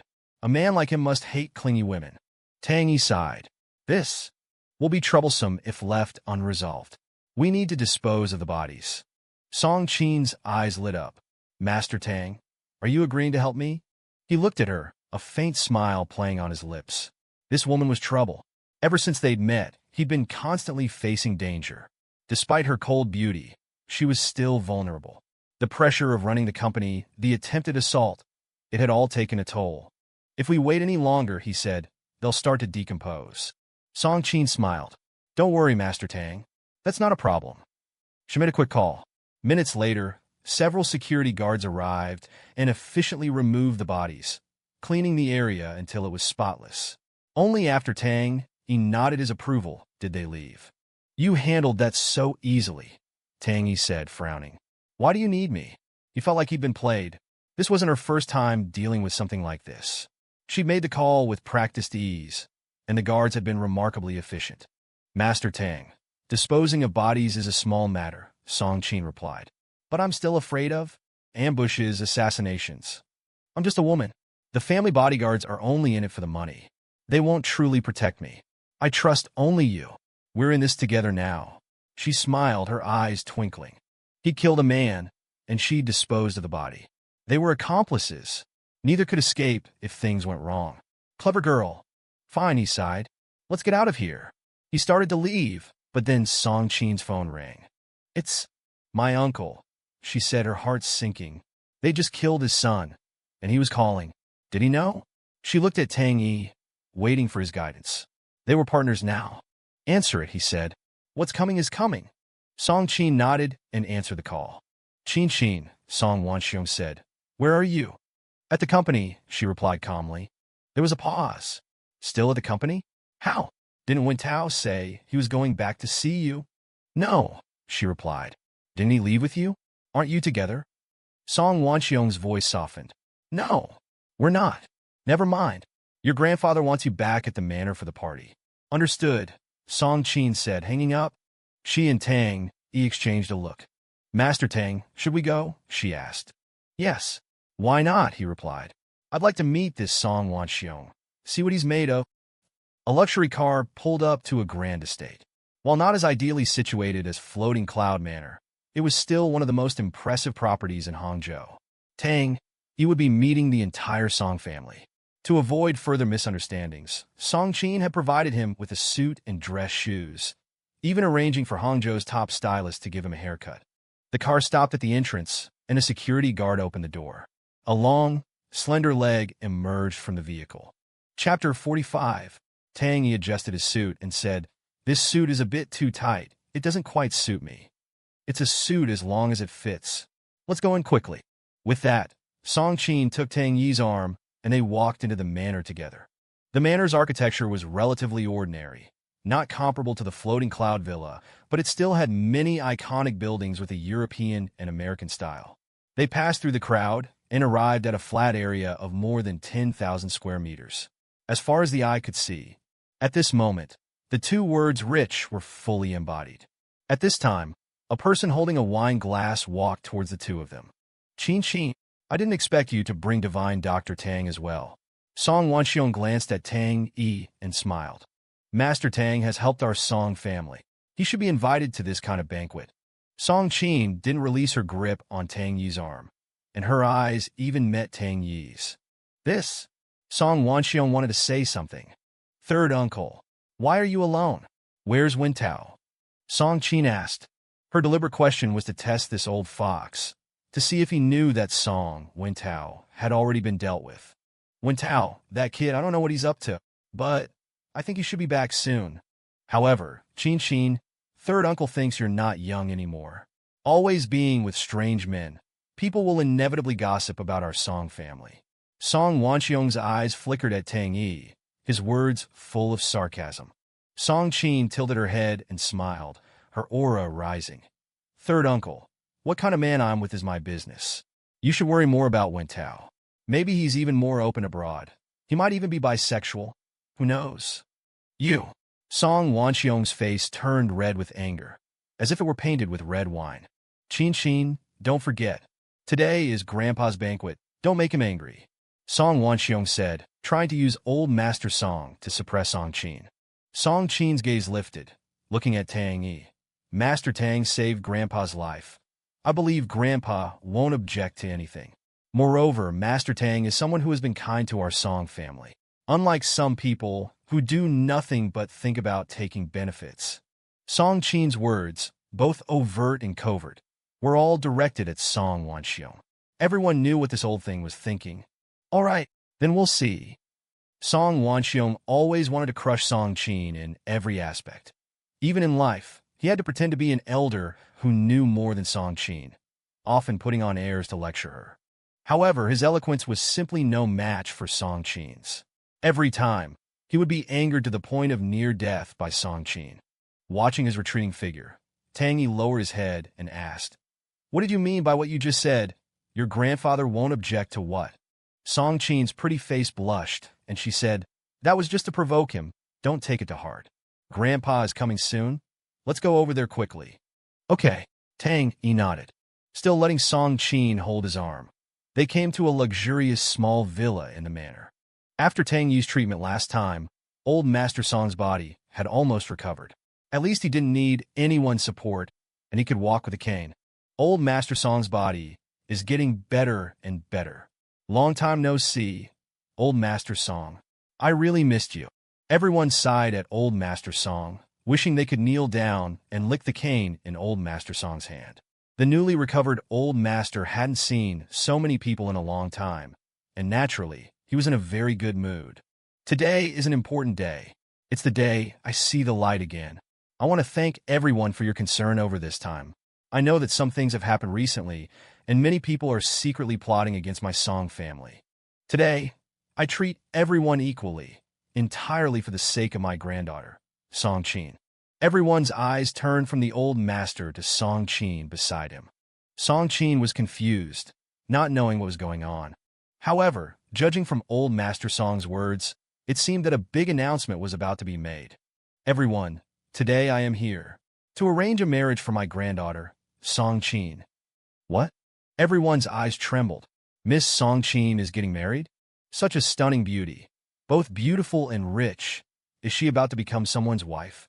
Everyone's eyes turned to Song Qin again, and they found that Song Qin was holding a man's arm. Could it be this man? Although he looks quite handsome, he has never been seen in Hangsheng. Could he be a gigolo? Perhaps he really is a gigolo. Damn it, he actually seduced the goddess. What? Song Qin was also stunned. She didn't know about this at all. Moreover, wasn't it too sudden for Grandpa to suddenly arrange a marriage for her at this time? Could something have happened to the Song family? Her gaze implicitly looked at Tang Yi, but Tang Yi seemed unmoved. Of course, they were just temporary partners. He wouldn't care about these things. Then, old Master Song continued. Everyone, our Song family has decided to reach an agreement with the Long family of Hangsheng to join forces. From now on, we will no longer be enemies, but also friends at work and in-laws in life. It can be said to be double happiness. The old master became more and more excited as he spoke, and he couldn't close his mouth. Everyone also understood the meaning. One second he said that Song Qin was getting married, and the next second he said that they were in-laws with the Long family. Wasn't it obvious that they were going to have a marriage alliance with the Long family? The Long family had developed very well in the past 2 years. Although they had always been second, they were only slightly inferior to the Song family. Moreover, the young master of the Long family, Long Xiao, had also made a great splash in the past 2 years and was a promising figure. It was rumored that he was still single. If Miss Song could be with young Master Long, then everyone could accept it. It could be considered a match made in heaven. Grandpa, what do you mean? In the crowd, Song Qin's voice directly interrupted old Master Song's words. She questioned old Master Song with a serious expression, her eyes full of disbelief. Everyone was stunned. So, Miss Song didn't know. Chapter 46. Qin. This matter was my idea, grandfather, so you don't need to raise any further objections. Your wedding will be arranged in a couple of days. Just prepare yourself for marriage. Elder Song's expression was calm. Arranging Song Qin's marriage was like discussing a commonplace matter, without any consideration for Song Qin's feelings. Grandfather? Why? Why should I marry into the Long family? I make my own decisions about my marriage. Since when do you need to arrange it for me? Song Qin's eyes widened, her face full of grievance. Qin, mind your manners. So many relatives are present today. How can you speak to your grandfather like that? Song Wanxiong stepped forward from the side and immediately rebuked Song Qin. Shut up. Our family's affairs are none of your business. You have no right to interfere. Song Qin didn't give Song Wanxiong any face with her words, leaving him speechless. Song Wanxiong's face was as black as coal as he stood beside the elder. Qin, how can you speak to your third uncle like that? You have no manners. Elder Song frowned and scolded Song Qin. I have no manners? Grandfather, it's you who have no manners. Why do you have the right to interfere with my marriage? Why do you trade my future happiness for your own benefit? Song Qin's face was livid. Her gaze was exceptionally firm. with no intention of backing down. You. Cough, cough. The elder was so angry that he started coughing uncontrollably. Everyone began to criticize Song Qin for being inconsiderate and not thinking about the elder. Song Qin knew exactly what these people were thinking. This kind of family alliance was nothing more than forcing two people who didn't like each other together to gain more benefits, and then dissolving the marriage at a certain time. Song Qin did not want to become their money-making tool. Song Qin, look at how angry you've made your grandfather. Your grandfather's health has just improved, and you want to anger him to death? What are you thinking? Your grandfather has been so good to you, and now that it's time for you to repay him, why are you so stubborn? Song Wanxiong stepped forward to support the elder, taking the opportunity to reprimand Song Qin as an elder. Among all the people present, Song Wanxiong was the one who most wanted Song Qin to marry into the Long family. As long as Song Qin married into the Long family, the profits from his project in cooperation with the Long family would increase more than tenfold. At that time, he would rise rapidly, become the largest shareholder and the sole decision-maker of the Song family. Moreover, Song Qin would be married off and no longer belong to the Song family. Song Qin stood frozen, not speaking for a long time. She looked calmly at Elder Song and took a deep breath. Grandfather, I will not marry into the Long family, and I want to tell you, I already have a boyfriend, Song Qin stated seriously. Upon hearing this, everyone raised their heads and stared at Song Qin in astonishment. Song Wanxiong was even more incredulous. Since when did you have a boyfriend? Song Qin then walked over to Tang Yi, took his arm, and said with a smile, I've had one for a long time, and my boyfriend is very outstanding, much better than that so-called young Master Long. I think you should give up on this idea. Song Qin, what do you mean? Elder Song looked at Tang Yi and asked doubtfully. Nothing. Song Qin said seriously, Grandfather, Master Tang Yi is already my boyfriend. I hope you can respect my choice. Everyone gasped, finding it hard to believe. The eldest daughter of the Song family was actually with this unknown young man? How absurd. Qin, don't talk nonsense. Don't damage divine Dr. Tang's reputation. This is not a reason for you to call off the engagement. Elder Song waved his hand, not believing her. Grandfather, I'll only say it once. I genuinely like Tang Yi, and I've already decided to marry him, and I won't be a stepping stone for you to gain benefits. Song Qin declared. The scene fell silent. Song Qin looked at Tang Yi's profile, apologizing to him in her heart. Master Tang, I'm sorry. This is unavoidable.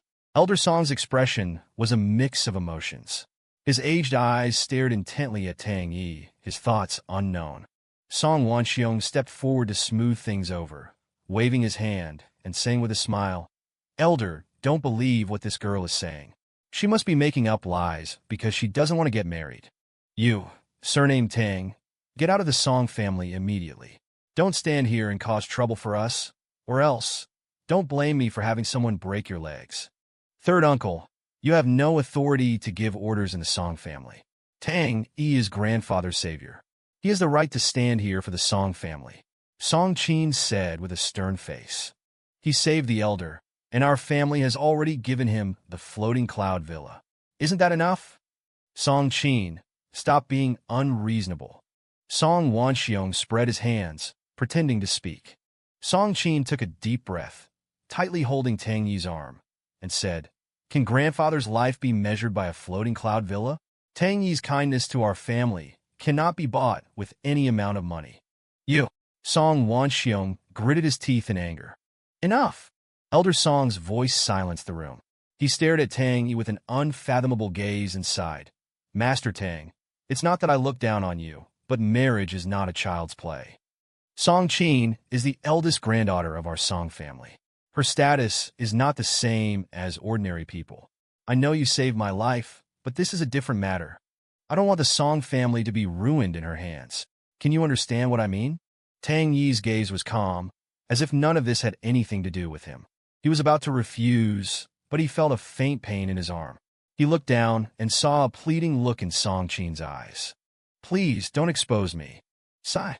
Tang Yi sighed and instantly understood her. He raised his gaze, his expression becoming serious, and said, Elder Song, I know what you're thinking. But why should I listen to you? What? Elder Song never expected Tang Yi to directly refuse him. His aged face instantly darkened. Surname Tang, don't think that just because you have some skills, you can act wildly in our Song family. Song Wanxiong clenches fists and shouted. Humph. Act wildly. If I were to urinate here today, I don't think you could do anything to me, could you? Tang Yi sneered, a meaningful smile appearing on his face. Chapter 47. Miss Song, Tang Yi said. If there's nothing else, I'll take my leave. He was done here.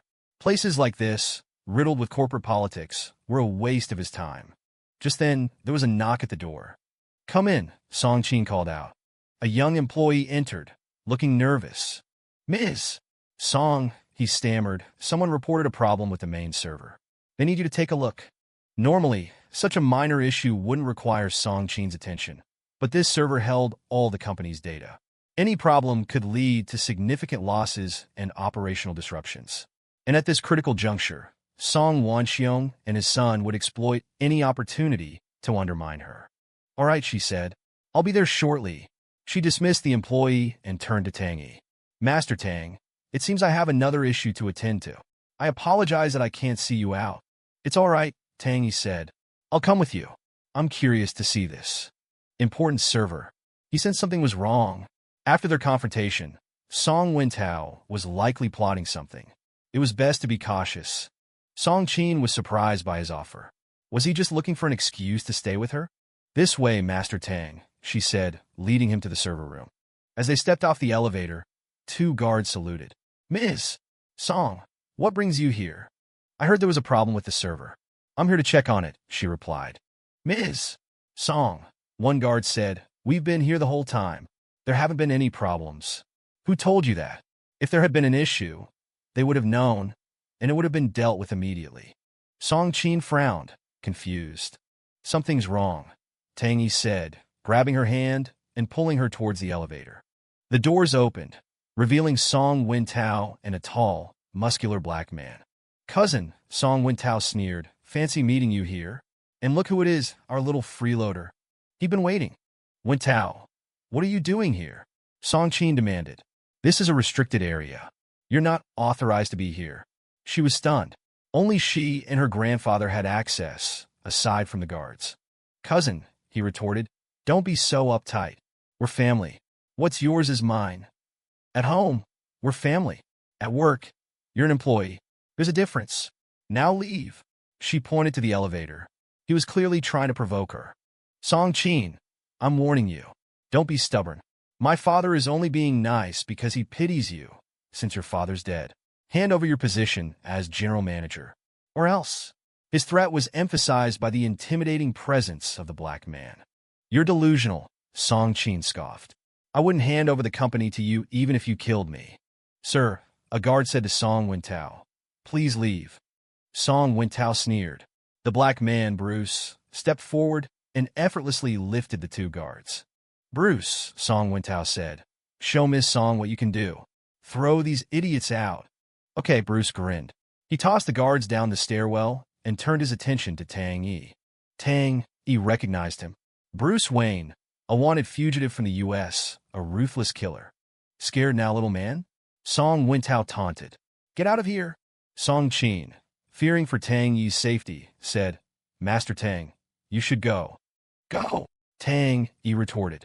Miss Song, you're giving these thugs too much credit. If they touch you, I'll destroy them. He'd thought Song Wintao was simply power-hungry, but using a wanted criminal was a different level of ruthlessness. Huh, Bruce, did you hear that? He wants to destroy us. Song Wintao yelled, laughing. Rip his tongue out. Okay. Bruce grinned, grabbing Tang Yi by the collar. Song Wintao, stop. Song Qin shouted, trying to intervene, but Bruce casually tossed her aside like a rag doll. My mimes. Song, he sneered, so helpless. Doesn't suit you. I'm feeling generous. Let me have you, and I'll let you both live. He pushed her against the wall and unbuckled his belt. You'll regret this, Tang Yi said calmly, stopping Bruce. You dare lecture me, peasant? Song Wintao snarled. Bruce, get him. Bruce grinned, straining to lift Tang Yi, but Tang Yi stood firm. Bruce, what are you waiting for? Kill him. Song Wintao yelled, oblivious to Bruce's struggle. You. Bruce stared, bewildered. This small man was impossibly heavy. Ready to play? Tang Yi asked, a cold smile on his face. A chill filled the air. Crack! Before Song Wintao could react, Tang Yi had broken Bruce's wrist. His screams echoed through the hallway. He fell to his knees, even a ruthless killer unable to withstand such force. His wrist, Song Wintao stammered, terrified. You like throwing people, don't you? Tang Yi said, lifting Bruce by the throat with one hand. Let's see how you like it. Please, spare me. Bruce begged. Bam! Tang Yi slammed Bruce's head against the elevator doors, the metal crumpling. He slumped motionless. Dead. Song Wintao whimpered, urine soaking his pants. Tang Yi turned towards him, his murderous intent still burning. He wasn't finished. Master Tang, I was wrong. Please spare me. Song Wintao cried, trying to escape, but Tang Yi grabbed him and slammed his head against the wall. Having fun now, he sneered. Please, I'll give you anything. Tears streamed down Song Wintao's face as Tang Yi's grip tightened. Master Tang, please, Song Qin pleaded, standing up. He's my cousin. If he dies here, my uncle will know. She still felt a familial obligation, despite his actions. He'd learned his lesson. But Tang Yi's grip only tightened, cracks spreading across the wall. Ah, Master Tang, Song Qin said, but he cut her off. Quiet. He's your cousin, not mine. Bam! He shoved Song Wintao's head into the wall. The scream stopped. Silence. Master Tang. Song Qin whispered, closing her eyes. He was dead. She felt no remorse. But she hadn't known Tang Yi was capable of such violence. Song Wintao was dead. Killing him in her company would damage its reputation, especially since he was her uncle's son. Master Tang. What do we do now? Song Qin asked, worried. What do you mean? What do we do? Tang Yi replied, wiping the blood from his hands. He's dead. The problem is solved. I don't need to stay. Master Tang. Song Qin asked, confused. What are you saying? Don't you see? He said coldly. This has nothing to do with me anymore. I don't need to protect you. You're abandoning me? She asked, hurt. Tang Yi knew this was bigger than Song Wintao. He wouldn't have hired Bruce alone. Someone more powerful was behind this. Someone beyond Song Qin's reach. He couldn't risk her life any further. You misunderstand, Miss Song. She paused, relieved. She'd known he wasn't so heartless.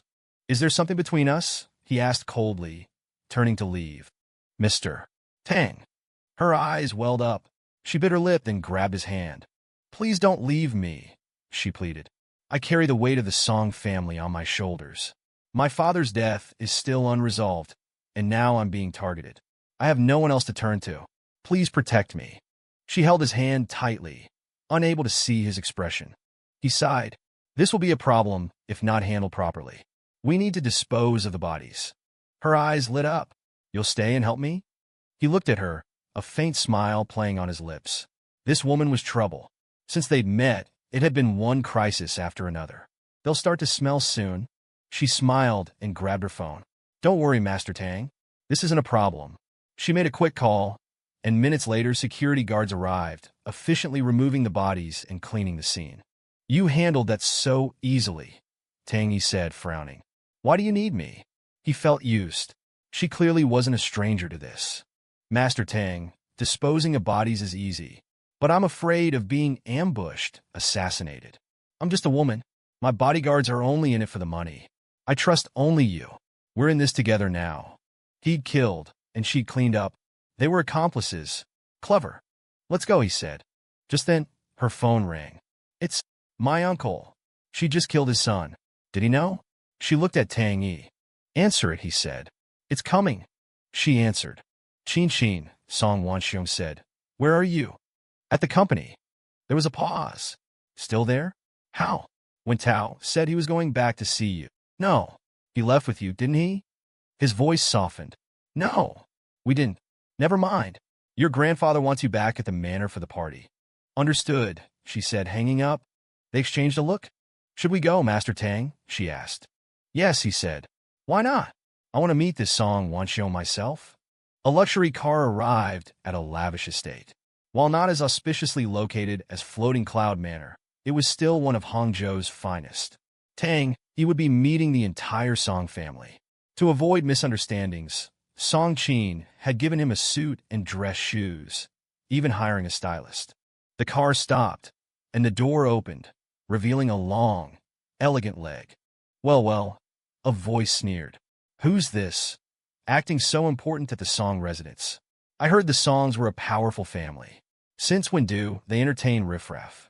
A tall, thin young man in a suit stepped forward, looking down at Tang Yi with disdain. Old Master Song, why is there a thug at your party? This isn't like you. He approached the old man and whispered, Mr. Song, why would you invite a hoodlum? Xiao Long, the old man said, his expression hardening. This is my savior. Show some respect. Even if our families are working together, you must be mindful of your words in my house. My apologies, Grandpa Song, Long Zio said, then glared at Tang Yi. This was Long Zio, the Long family heir. He'd overheard the earlier commotion, assuming Tang Yi was someone important. But he was just a freeloader, albeit a rather arrogant one. Long Zio had his eye on Song Qin. He was here tonight to win her over, and Tang Yi was a thorn in his side. Mr. Tang, he said, smirking, I suggest you leave. The Song family clearly doesn't welcome you. Staying would be rather shameless. Before Tang Yi could respond, Song Qin spoke, her voice firm. Long Zio, even if you were the last man on earth, I still wouldn't be interested. Do you think belittling others makes you look good? You're just a clown. She continued, but old Master Song interrupted.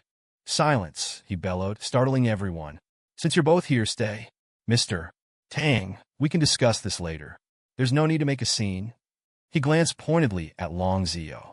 Xiao Long, wouldn't you agree? Of course, Grandpa Song, Long Zio said smugly. I'm confident in my charm. I can wait.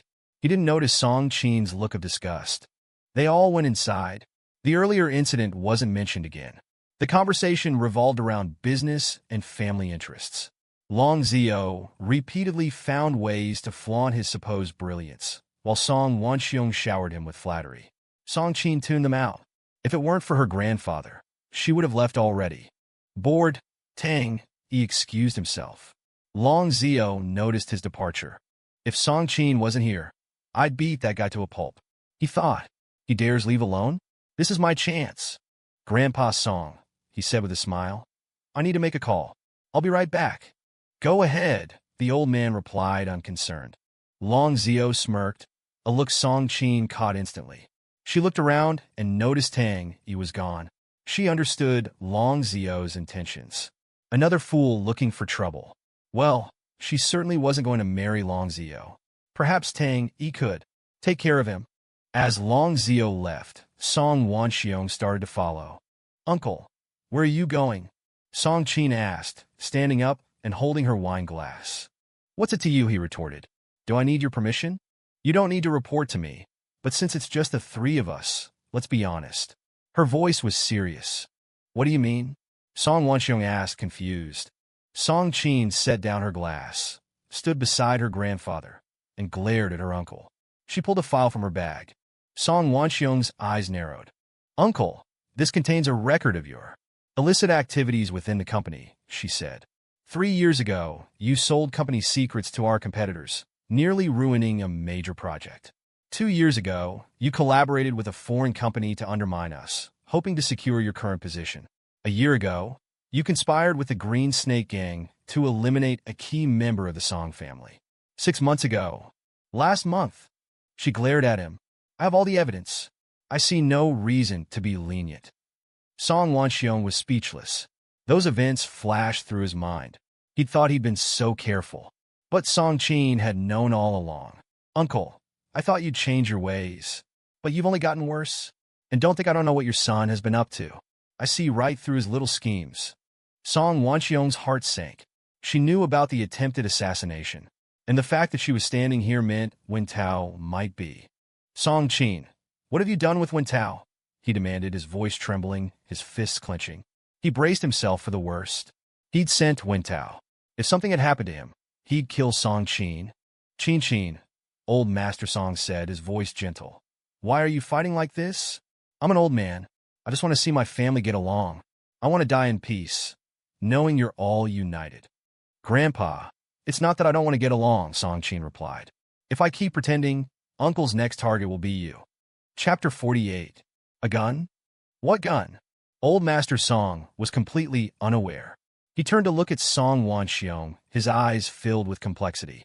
Grandfather, don't listen to Song Qin's nonsense. Song Qin sneered. You haven't made a move against Grandfather yet, but you've already made a move against me. The matter with your son and that black man has been exposed. I bet you can't reach your son right now. Song Qin lowered her head, a terrifying smile appearing on her face.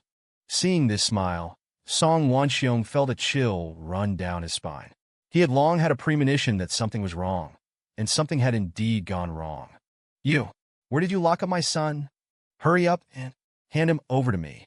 Song Wanxiong was so angry that he was about to explode. His eyes were bloodshot as he glared at Song Qin. Old Master Song couldn't bear to watch any longer.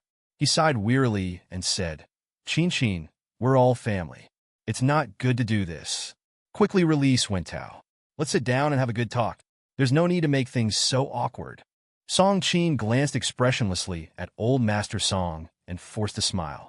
Grandfather, there's nothing more I can say at this point. Since third uncle wants to kill me, I naturally won't show any mercy. Qin, what do you mean? Old Master Song gripped his cane tightly. He thought it was just a small squabble between family members, but he didn't expect it to escalate to this point, beyond repair. Song Qin, make yourself clear. What exactly did you do to my son? Song Wanxiong's face hardened, and he pointed at Song Qin, angrily shouting. He couldn't believe that this little girl, Zhao, had such power. Him, Song Qin said disdainfully. He's probably dead. What? Old Master Song's heart skipped a beat. He narrowed his aged eyes and looked at his granddaughter, feeling a sudden sense of unfamiliarity. Song Qin, you. Song Wanxiong gasped, the two mustaches under his nose twitching. Song Qin threw the documents in her hand onto the table, her face turning stern as she coldly said, I'm telling you, Song Wanxiong, your son is just the first. If you dare to make a move and scheme against me behind my back, I won't let you off either. You better go home and wash your neck. I'll send you to see your son. Damn it! Song Wanxiong tugged at his tie and cursed. He directly pulled out a gun from behind his clothes and pointed it at Song Qin. A cold glint flashed on the muzzle, and Song Wanxiong's gaze became even more fierce. Bitch, I was originally going to find you and ravage you, but I didn't expect you to court death. You killed my son, so I don't need to pretend with your family anymore. Song Qin, I want you to pay with your life. Song Wanxiong's gun was aimed at Song Qin, his eyes filled with deep red blood vessels. His son's death had hit him hard. Wanxiong, why must you do this? Must it come to a life-or-death situation? I'm very sorry about Wentao's death, but you were the one who made the first move. I think we should just stop here and let it go. Old Master Song still wanted to mediate, but saying these useless words now was pointless.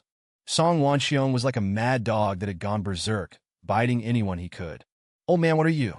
Now I don't need to consider your feelings.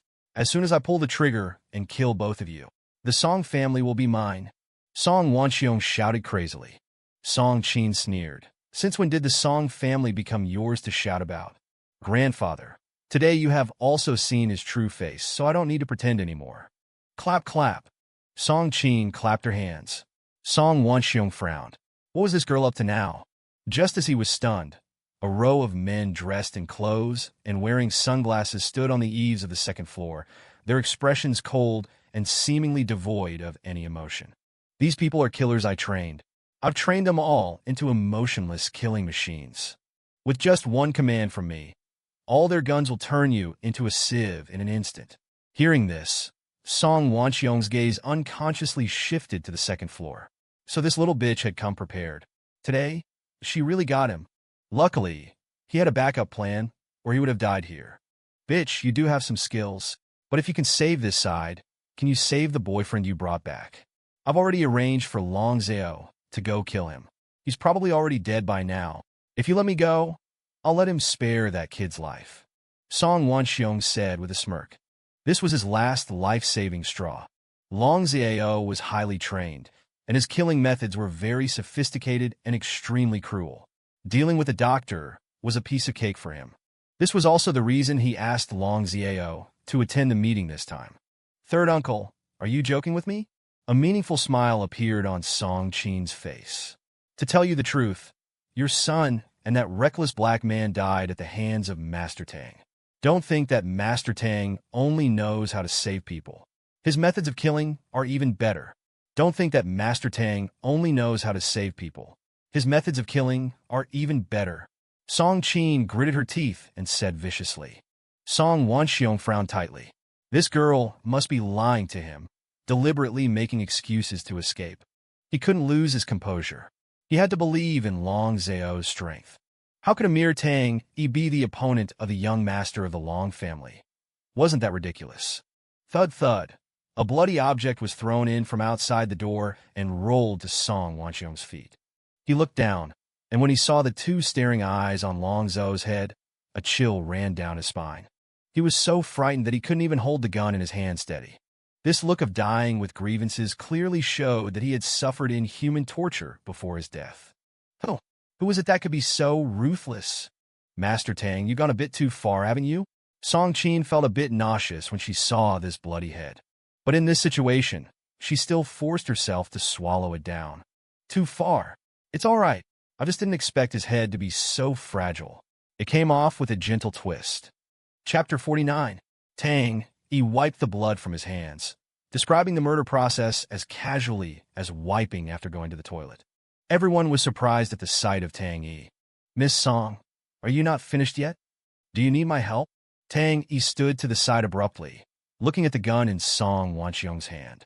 If he wanted to, Song Wanxiong's hand holding the gun would be broken in an instant. No need, Master Tang. Now, dealing with third uncle is as easy as crushing an ant. Song Wanxiong let out a chilling laugh upon hearing this. In this situation, such a creepy laugh was even more inappropriate. Little girl, you are still young. Do you think I came unprepared? Do you think I haven't bribed the people around you? The three looked at Song Wanxiong with suspicion. Was he making a last-ditch struggle? The situation was clear. He was at the end of his rope.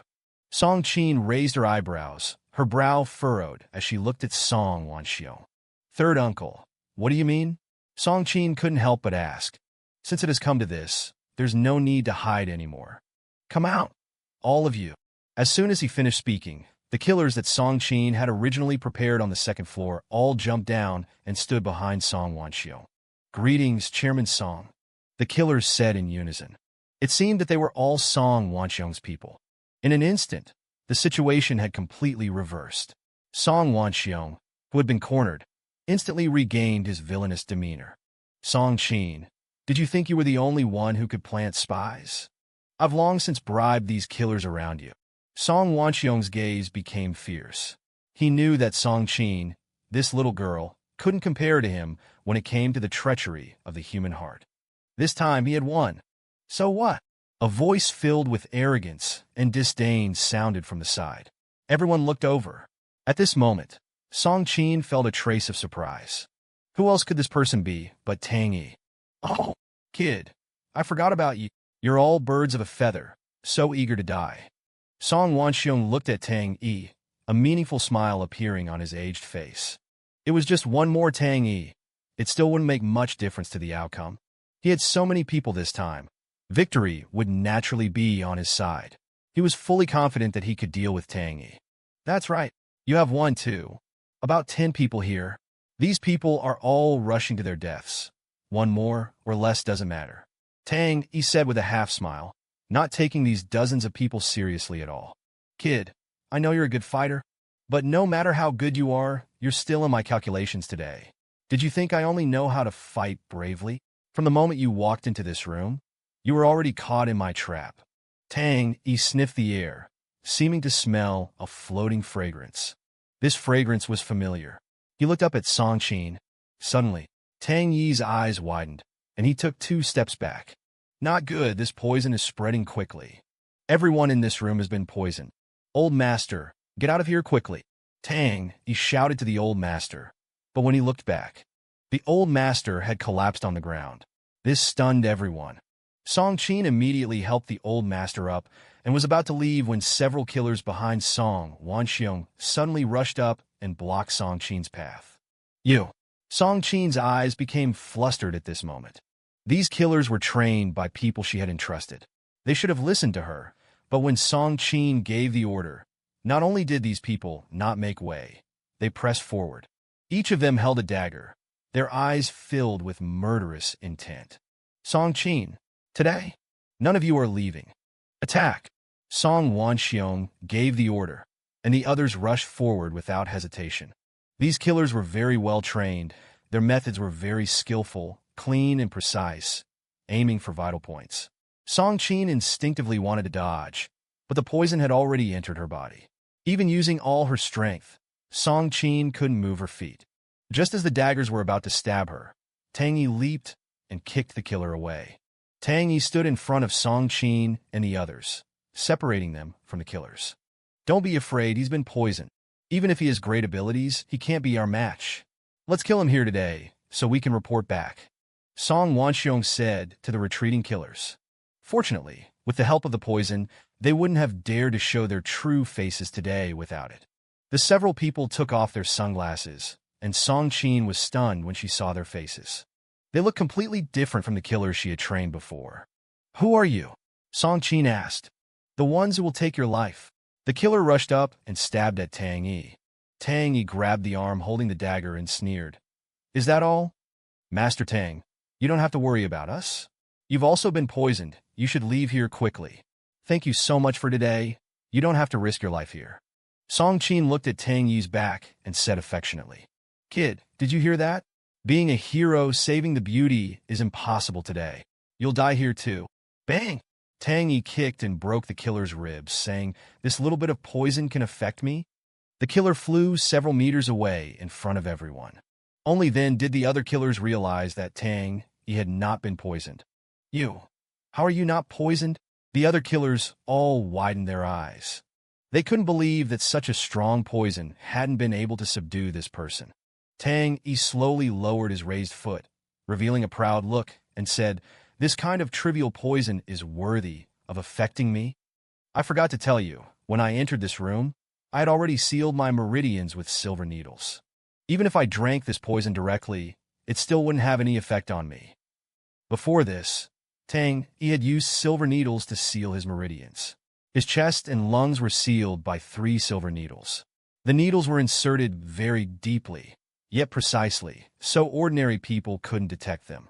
Tang Yi's silver needle technique was very powerful. This kind of poison that spread through the air had no effect on him. His 3 silver needles could filter the poison and purify it into fresh air. Not only poison transmitted through the air, but even a cup of highly toxic poison. If Tang Yi diluted it with water and drank it directly, it would have no effect on his body, just like plain water. This scene shocked everyone. There was actually such a powerful technique. Chapter 50. Song Wanxiong stepped forward and pointed at Tang Yi, saying, Even so, what can you do? We've surrounded this place. You're alone. Can you kill all of us? Get him! Chop this kid into pieces. Song Wanxiong waved his hand, and the rest of the men rushed forward with knives. Song Qin's heart trembled, and then she said to Tang Yi, Master Tang, you should leave first, or we'll all be wiped out. Leave! Song Wanxiong looked at Song Qin with a ridiculous expression. He thought it was hilarious that Song Qin would say such a thing. If they were let go today, wouldn't all his preparations be for nothing? Do you really think you can escape? Attack! All the killers swarmed up and launched an attack on Tang Yi. These killers were all trained and highly professional. Their bodies were 1 to 2 times stronger than ordinary people. Even more impressively, these killers lacked ordinary human emotions. In their eyes, they only knew how to kill. Killing them was the same as completing the mission. So they knew very well who the target was, and the first one was Tang Yi. Several killers held sharp daggers and stabbed at the reclining chair. Song Qin was stunned this time, and she couldn't help but worry, because she knew that last time there were only 2 people, but this time there were more than 10. And these people were all very powerful, killing without batting an eye. If something really happened to Tang Yi here, she would feel guilty for the rest of her life. Song Qin, my son Wen Tao, often mentioned you to me. He always had a dream, which was to sleep with you. Since he died at your hands, you should spend 1 night with me, which can be considered fulfilling Wen Tao's wish before he died. Song Wanxiong stared at Song Qin, who was dressed in an OL uniform, with lewd eyes. He had already started to have bad ideas about her.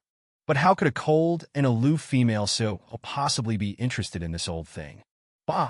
Even if I die here today, I won't let you touch a single finger of mine. Don't you look at what kind of virtue you possess? Song Qin glared at him and felt that it had dirted her eyes.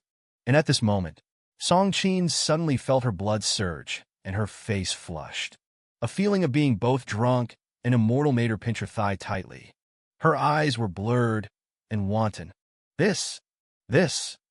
Song Qin's breathing suddenly quickened, and her body was burning hot. Ah! Song Wanxiong's wretched eyes stared lecherously at Song Qin and said, "Little bitch, you've been poisoned with an aphrodisiac. If you don't have sex with a man, you'll immediately die from the poison." You! Song Qin bit her lip, hoping to use the pain to keep herself awake. "Little bitch, let me sleep with you now, just to detoxify you. Don't be ungrateful. Hurry up and take off your clothes for me," Song Wanxiong said, and walked toward Song Qin. Song Qin closed her eyes tightly, hoping only to die immediately, rather than let this beast take advantage of her. But this toxin was not too fast for Song Qin. She struggled hard on the ground, but her struggle was just a temptation in the eyes of the killers. Looking at the fullness of her chest, Song Wanxiong was already drooling. "Little bitch, just give in obediently." He took off his pants and squatted beside Song Qin. Song Qin's eyes were full of tears, and she begged in her heart not to. But the toxin was getting stronger and stronger, and she was twisting and rolling on the ground like a snake. "You're so beautiful, it's a pity to be a CEO. Go be a prostitute. I'll definitely patronize your business every day." Song Wanxiong's hand touched Song Qin's face, delicate as snow. He couldn't wait any longer and took off his pants. Suddenly a dagger flew over and hit Song Wanxiong right in the middle of his pants leg. Blood spurted more than a meter high. Ah! Song Wanxiong let out a pig-like scream. A small piece of flesh fell out of his crotch. Everyone looked at this thing, their hearts filled with mixed feelings. Song Qin's eyes widened, and she was so frightened that she took several steps back. "But Tang Yi said with a half-smile, you dare to show off something so small. It's good that I cut it off. You. Song Wanxiong endured the pain and stood up. But when he came to his senses, he realized all of his men had been taken care of, some with broken arms and legs. And Tang Yi was holding the head of one of his subordinates. Tang Yi stood in front of him with a dark face, his eyes cold as the wind. It not only made him shiver, but also made him ignore the pain in his lower body. "All right, I've had my fun. Now it's your turn." Tang Yi flung the head in his hand forcefully, and the head seemed to have the strength of 1,000 pounds. Song Wanxiong finally reacted. In that short period of time, Tang Yi had single-handedly and barehandedly killed all of his killers. Is this still human? Tang Yi stood there, the blood on his face making him look like a demon with bloodshot eyes. Terrifying. Are you a human or a ghost? Song Wanxiong's heart was pounding. Tang Yi held the head in his hand, a rebellious smile appearing on his face. "Now I am human, but you will soon become a ghost. Master Tang, I beg you, let me go. I was momentarily possessed by a ghost, and I didn't really want to attack you." Song Wanxiong knelt on the ground with a thud, and he was so anxious that he was about to cry. "Master Tang, for my sake, spare his life," Old Master Song said, holding on to his last breath. Tang Yi smiled. Now it was useless for anyone to plead. Tang Yi threw the head, hitting Song Wanxiong on the head. The two heads collided and exploded directly. Blood splattered everywhere. Tang Yi wiped the blood from his face. "Umph. Do you have the nerve to show your face with such little courage? Even if you become a vengeful spirit, what is there to fear?" Song Qin, who was beside him, let out another lewd moan, as if she could no longer control herself. "Master Tang." "No, Master Tang." "Ah!" Song Qin had entered a poisoned state and began to fantasize about having sex with a man. "Master Tang, please save my granddaughter," Old Master Song begged, struggling to hold his body up. Tang Yi nodded and looked at Song Qin, saying, "Don't worry, Old Master, I will definitely save her. It's just that I need to trouble you for a moment." Tang Yi took out a few silver needles and threw them casually, inserting them into the old master's veins. These silver needles could temporarily alleviate the toxin. Chapter 51. Miss Song. Tang Yi said, "If there's nothing else, I'll be going." He stood and prepared to leave. He'd done his job. There was no need to stay. Corporate environments like this, full of scheming and backstabbing, were a waste of his time. A knock came at the door. "Come in," Song Qin said. A young employee entered, looking flustered. "Miss Song," he stammered. "There seems to be a problem with the main server. They need you to take a look." Normally, Song Qin wouldn't bother with such a minor issue, but this server was crucial to the entire company. A problem could lead to significant disruptions and financial losses. And knowing Song Wanxiong and his son, they would capitalize on any opportunity to undermine her. "All right," she said. "I'll be right there." She dismissed the employee and turned to Tang Yi. "Master Tang, it seems something has come up. I can't see you out." "It's fine," he replied. "I'll come with you. I'm curious about this valuable server." He sensed a trap. After their earlier confrontation, Song Wentao was likely up to something. Song Qin was surprised by his offer. Did he want to spend more time with her? "This way, Master Tang," she said, leading him to the server room. The area was heavily guarded. As they stepped off the elevator, 2 guards saluted. "Ms. Song," one said, "what brings you here?" "I heard there was a problem with the server," she replied. "Ms. Song," the guard said, "we've been here all day. There haven't been any issues." "Who told you that?" "They would have known if there'd been a problem." Song Qin was confused. "Something's wrong," Tang Yi said, taking her hand and pulling her back towards the elevator. As the doors opened, Song Wentao stepped out, accompanied by a tall, muscular black man. "Cousin," Song Wentao sneered. "What a coincidence. And you brought your friend." "Wentao, what are you doing here?" Song Qin demanded. "This is a restricted area." This was a blatant provocation. "Cousin, don't be so formal," he retorted. "What's yours is mine." "Not here," Song Qin said firmly. "Leave." "Song Qin, I'm warning you. Don't test my patience. Be a good girl and hand over your position. Or else." The black man stood menacingly behind him. "You're delusional," she scoffed. "Sir," a guard said, "please leave." Song Wentao smirked. The black man, Bruce, easily lifted the guards and tossed them down the stairwell. He turned his attention to Tang Yi. Tang Yi recognized him. Bruce Wayne, a wanted fugitive, a ruthless killer. "Scared now?" Song Wentao taunted Tang Yi. "Song Wentao, stop!" Song Qin shouted, but Bruce casually tossed her aside. "Look at you, Ms. Song, all helpless," he sneered. "How about a little trade? Sleep with me, and I'll let you both live." He pushed her against the wall. "You'll regret this," Tang Yi said calmly, stepping forward. "You dare threaten me?" Song Wentao yelled. "Bruce, get him!" Bruce lunged at Tang Yi, but Tang Yi easily broke his wrist. His screams echoed through the hallway. "His wrist!" Song Wentao stammered, terrified. "You like throwing people, do you?" Tang Yi said, lifting Bruce by the throat with one hand. "Please, spare me," Bruce begged. Tang Yi slammed his head against the elevator doors. He slumped, motionless. "Dead," Song Wentao whimpered. Tang Yi turned to him, his eyes cold. "Master Tang, no!" Song Qin cried. "He's my cousin." Tang Yi ignored her and slammed Song Wentao's head against the wall. "Ah, quiet," Tang Yi snapped. He pressed Song Wentao's head into the wall. "Silence." "Master Tang," Song Qin whispered, her eyes wide. She hadn't known he was capable of such brutality. Song Wentao was dead. Killing him in her company would be disastrous for its reputation, especially since he was her uncle's son. "Master Tang, what do we do?" she asked, worried. "He's dead. The problem is solved," Tang Yi replied, wiping his hands. "I'm leaving." "You're abandoning me?" "This has nothing to do with me anymore." "You're leaving me alone?" He knew this went deeper than Song Wentao. There was someone more powerful pulling the strings. He couldn't involve her any further. "You misunderstand. Is there something between us?" he asked coldly, turning to leave.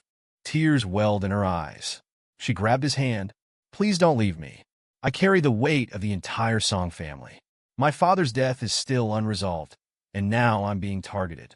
I have no one else. Please protect me." He sighed. "This will be troublesome. We need to dispose of the bodies." Her eyes lit up. You'll stay? He smiled faintly. This woman was nothing but trouble. They'll start to decompose soon, he said. She smiled. That's not a problem. She made a call, and security guards efficiently removed the bodies and cleaned the scene. You handle that easily, he said, frowning. Why do you need me? Disposing of bodies is easy, she replied. But I'm afraid of being attacked. I'm just a woman. My bodyguards are useless. I trust only you. We're accomplices now. He sighed. Let's go. Her phone rang. My uncle. She just killed his son.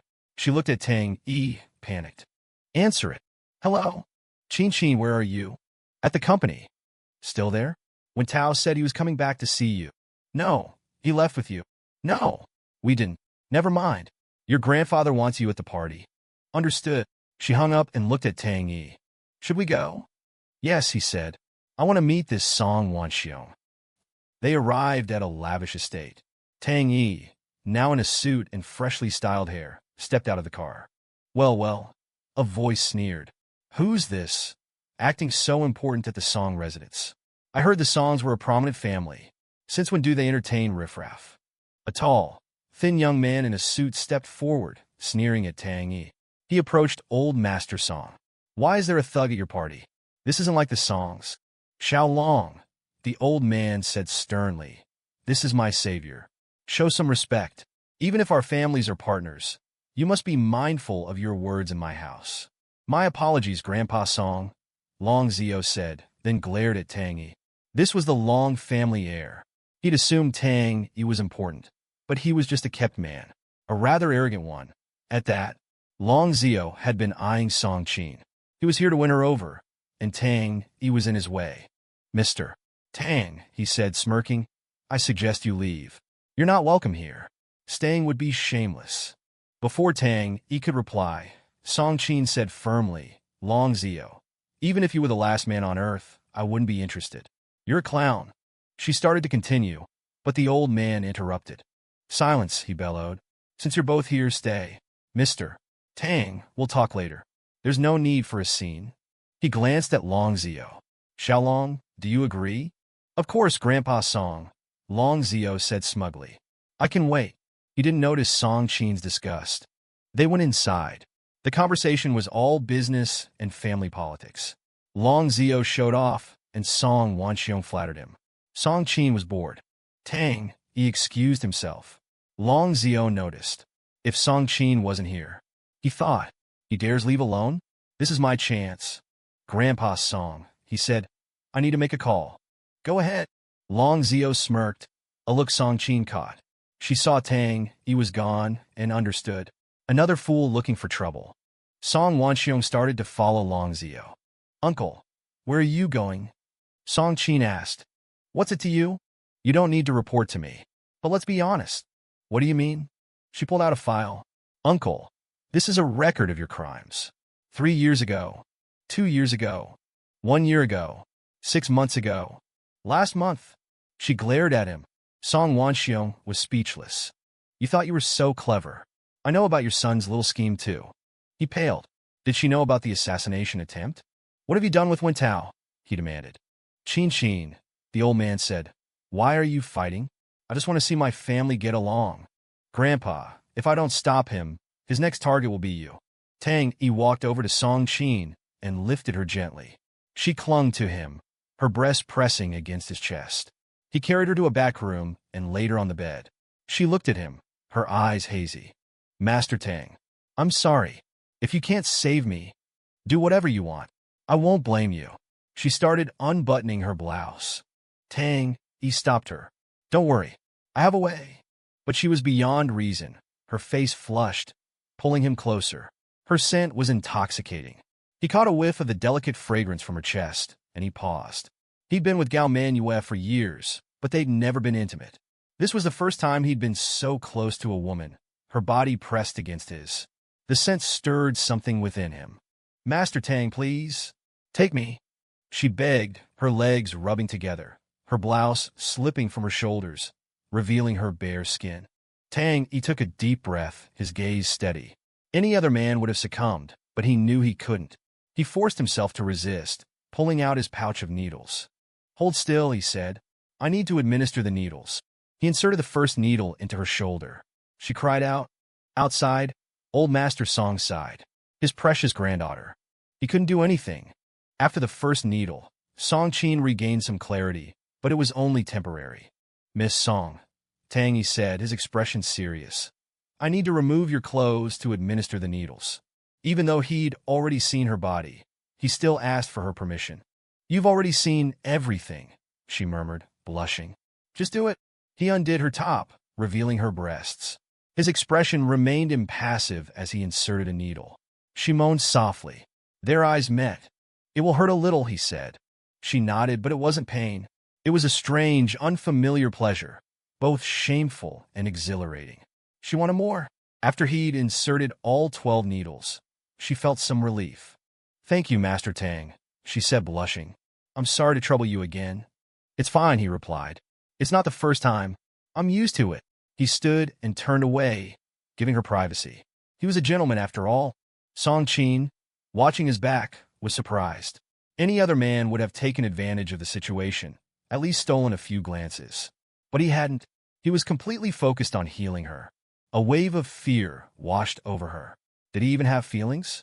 Miss Song, he said. The assassin said they were following orders. Perhaps, instead of staring at my back, you should consider who gave those orders. Who wants you dead? She blushed, realizing he'd seen her staring. They heard the old man coughing outside. I'll go check on him, Tang Yi said. Call me if you need anything. He left the room. Song Qin felt a chill. He seemed completely indifferent to her. He treated old Master Song with acupuncture, but the old man was frail. A few needles wouldn't be enough. He gave him a pill. This is a revolving heart pill, he said. It will purge the poison from your system. It's worth at least 3 billion yuan. The old man's eyes widened. That much? Even the wealthy Song family couldn't casually spend 3 billion yuan. Master Tang, such a precious pill. What about you? He asked, worried that Tang Yi would demand payment. It's just a pill, Tang Yi replied calmly. I can make hundreds of these. Don't worry, I won't charge you. Floating Cloud Manor is a good place, full of spiritual energy. It's helped me recover. This pill is nothing. The old man was relieved. Tang Yi went to examine the assassins. He noticed a scorpion tattoo on each of their necks. He pulled back their collars, revealing larger scorpion tattoos on their backs. It seemed to be some kind of gang symbol. He narrowed his eyes. Master Tang, what are you looking at? The old man asked. Nothing, Tang Yi replied. Just admiring their interesting tattoos. He walked outside. Chapter 52. Tianqing Bank. A bastion of financial power. It was the largest bank in the fortified city, having fueled the rise and witnessed the fall of countless families. Every aspiring entrepreneur and ambitious family sought its support, either for seed funding or for a lifeline in times of crisis. Shan, are the loan documents ready? Gao Manyue asked. Yes, mister. Gao, I sent them to your phone, came the reply. Standing before the bank, Gao Manyue smoothed her hair and took a deep breath, steeling her resolve. 2 days ago, her company had been plunged into a financial crisis.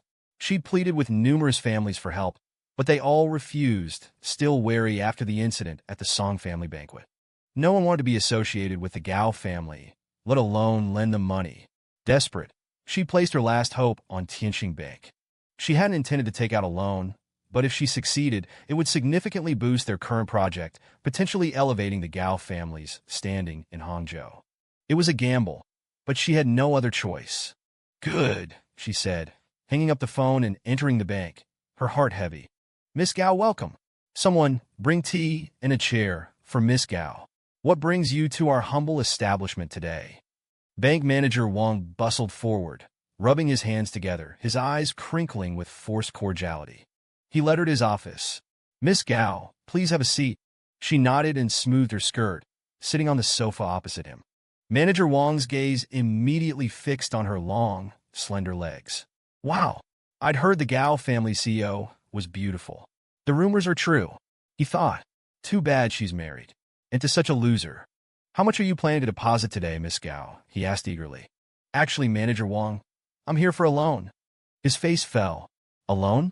The Gao family wasn't particularly wealthy, but bankers had a knack for identifying potential. He'd once considered the Gaos a promising investment. That's why he'd been so eager to please her. Our project requires significant capital, Gao Manyue explained, her face strained. Our cash flow is unstable. We need your bank's assistance.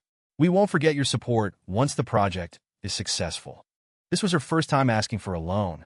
When the Gao family had first started their business, Tang Yi had been the one to secure a small loan, swallowing his pride and even begging just to get less than 200,000 yuan. Now, facing the same situation, she felt a similar sense of humiliation. I thought, you had a husband. Why are you here asking for a loan? Rather ungentlemanly of him, don't you think? Manager Wang's gaze traveled up her legs, lingering on her hips. Gao Manyue shifted uncomfortably, but she needed this loan. Manager Wang, you might not be aware, but I'm divorced. I'm responsible for the company now. She forced a smile. Divorced? His eyes lit up. Divorced women were even more alluring, and Gao Manyue was young and beautiful. He imagined she'd been quite accommodating to her ex-husband. He thought of his own wife, a 40-year-old shrew who'd kick him out of bed at the slightest provocation. Lust stirred within him. Miss Gao, you know we have rules. We can't just give out loans because someone needs money. He looked like he was about to refuse. Then, what can I do? Gao Manyue asked, her anxiety rising. If she failed to secure this loan, her company could collapse. I understand your situation, Miss Gao, but rules are rules. He raised his eyebrows, staring at her chest. Gao Manyue shifted back, understanding his implication. He'd been leering at her since she arrived. She knew what he wanted, but she had principles. Even though she was divorced, she wouldn't sleep with some old man for a loan. Manager Wang, I don't understand what you're implying. He chuckled. Don't you? I can make it clear. He stood and retrieved a bottle of liquor from a cabinet. Miss Gao, everyone knows business deals are sealed with alcohol. Drink this entire bottle with me, and I'll make an exception. He grinned smugly. Gao Manyue frowned. This wasn't as simple as it seemed. She couldn't possibly drink an entire bottle of baijiu. Manager Wang, she said, I've never heard of such a rule. He flashed a gold tooth. It's a new rule. If you don't drink, you don't get the loan. Understand? Gao Manyue stared at the bottle, her heart sinking. Chapter 53. Well, Gao Manyue hesitated. Miss Gao, Manager Wang said, his eyes gleaming. If you drink this, not only will you get the loan, but I'll also waive the interest. She bit her lip, still unsure. His gaze raked over her body, barely concealing his arousal. He'd spiked the wine. She wouldn't even need to finish the bottle. One sip, and she'd be out cold for days, at his mercy. Manager Wang, she asked, do I really have to drink this? Yes. Miss Gao, we all have to make sacrifices for our own benefit. Don't you agree? His voice dripped with insinuation. Fine, she said, but can I make a call first? A call? His eyes narrowed. He'd done this many times. No female client had escaped his advances. He had to be careful. Don't worry, Manager Wang, Gao Manyue said. I just need to tell my assistant to cancel my evening appointments. Then I can enjoy a few drinks with you. Reassured, he relaxed. Of course, Miss Gao. I'll wait. Once outside, Gao Manyue called Li Shanshan. Shanshan, I don't trust this Manager Wang. If I get drunk, I think he'll try something. I don't know who else to call. Li Shanshan was instantly alarmed. Mr. Gao, I've heard he's a predator. He's assaulted countless women. This loan is too risky. There are other banks in Hangzhou. Don't put yourself in this position. Gao Manyue fell silent. She knew there were other banks, but only Tianqing had the resources to help the Gao family. The others wouldn't be able to provide such a substantial loan. Shanshan, I understand, but I have to do this for the company. If I get drunk, or if anything happens, please find a way to help me. Of course, Mr. Gao. After the call, Gao Manyue returned to the office. Manager Wang's eyes gleamed with anticipation. In another office, Li Shanshan paced anxiously.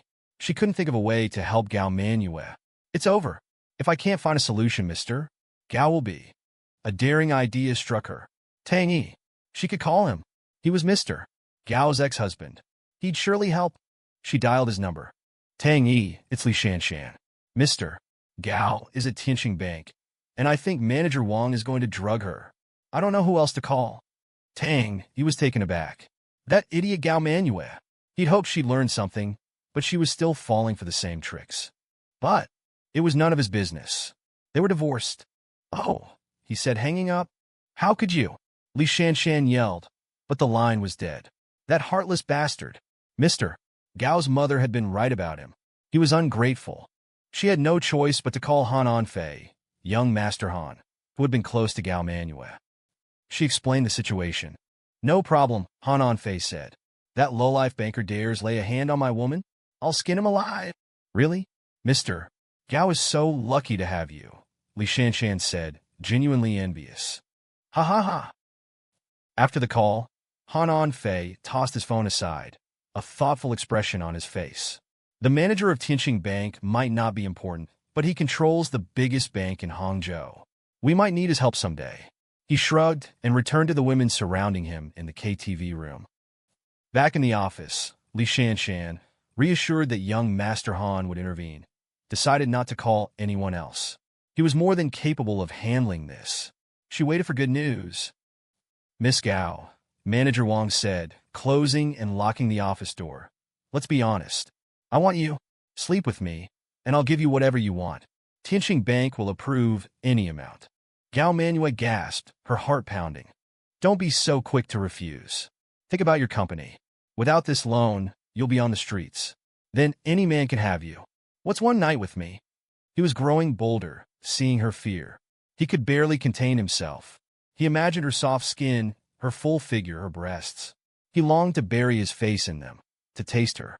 Even just sitting there, her legs crossed, she exuded an intoxicating aroma. He ached to hold her, to feel her body against his. And she was divorced, a woman with experience. Even more alluring. He could barely contain himself, his gaze fixed on her sheer black stockings. Chapter 54.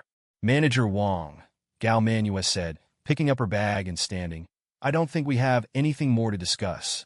I'll find another bank. I'm sure there are plenty in Hangzhou who appreciate my business." Manager Wang grabbed her arm, refusing to let her go. He was captivated by her. He couldn't let her slip away. "Miss Gao, don't be so hasty," he said, his grip tightening. "I just wanted to see your willingness to cooperate. Since you have other ideas, I won't force you. But I've always admired you. How about a drink? Just one, and I'll approve your loan." He smiled slyly. Gao Manyue hesitated. Had she misjudged him? She glanced at the bottle of wine. It was just one drink. What could happen? And she wasn't a lightweight. "Fine," she agreed. "Since you insist."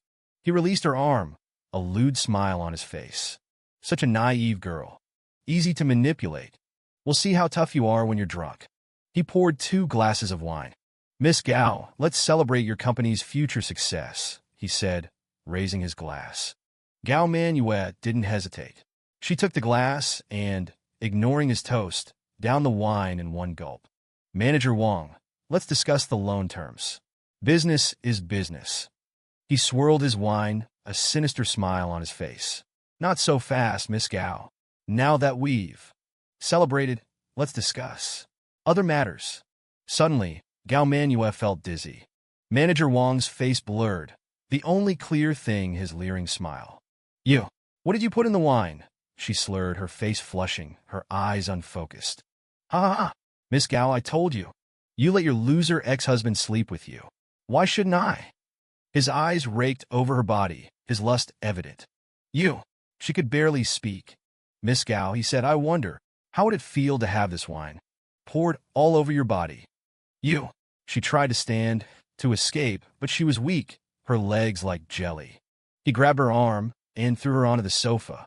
He ripped off his jacket and unbuttoned his shirt. "No! Stop," she mumbled, her eyes closing, her body unresponsive. "You smell so good," he murmured, his gaze fixed on her legs. "Tonight, I'll show you what a real man can do." He reached for her, but a loud crash echoed through the room as the office door burst open. A man with sharp eyes and a strong jaw stood there, glaring at Manager Wang, his fists clenched. "You animal," he roared. Before Manager Wang could react, the man, Tang, kicked him in the groin. A sickening crunch echoed through the room, followed by Manager Wang's howls of pain. "You'll pay for this," he shrieked. Tang Yi ignored him, turning his attention to the half-naked Gao Manyue. He picked up his jacket and covered her. She was unconscious, unaware of what had happened, a single tear rolling down her cheek. Tang Yi sighed, looking at her with pity, then turned and glared at Manager Wang. "You bastard," he said, his voice low and menacing. "You will pay." "Who are you?" Manager Wang groaned, clutching his groin, unable to stand. "How dare you interfere?" He needed to know who this man was before he retaliated. "I'm her ex-husband." "Huh, the loser. You'll pay for that." He crawled to the phone. "Get some men up here now? Someone's causing trouble."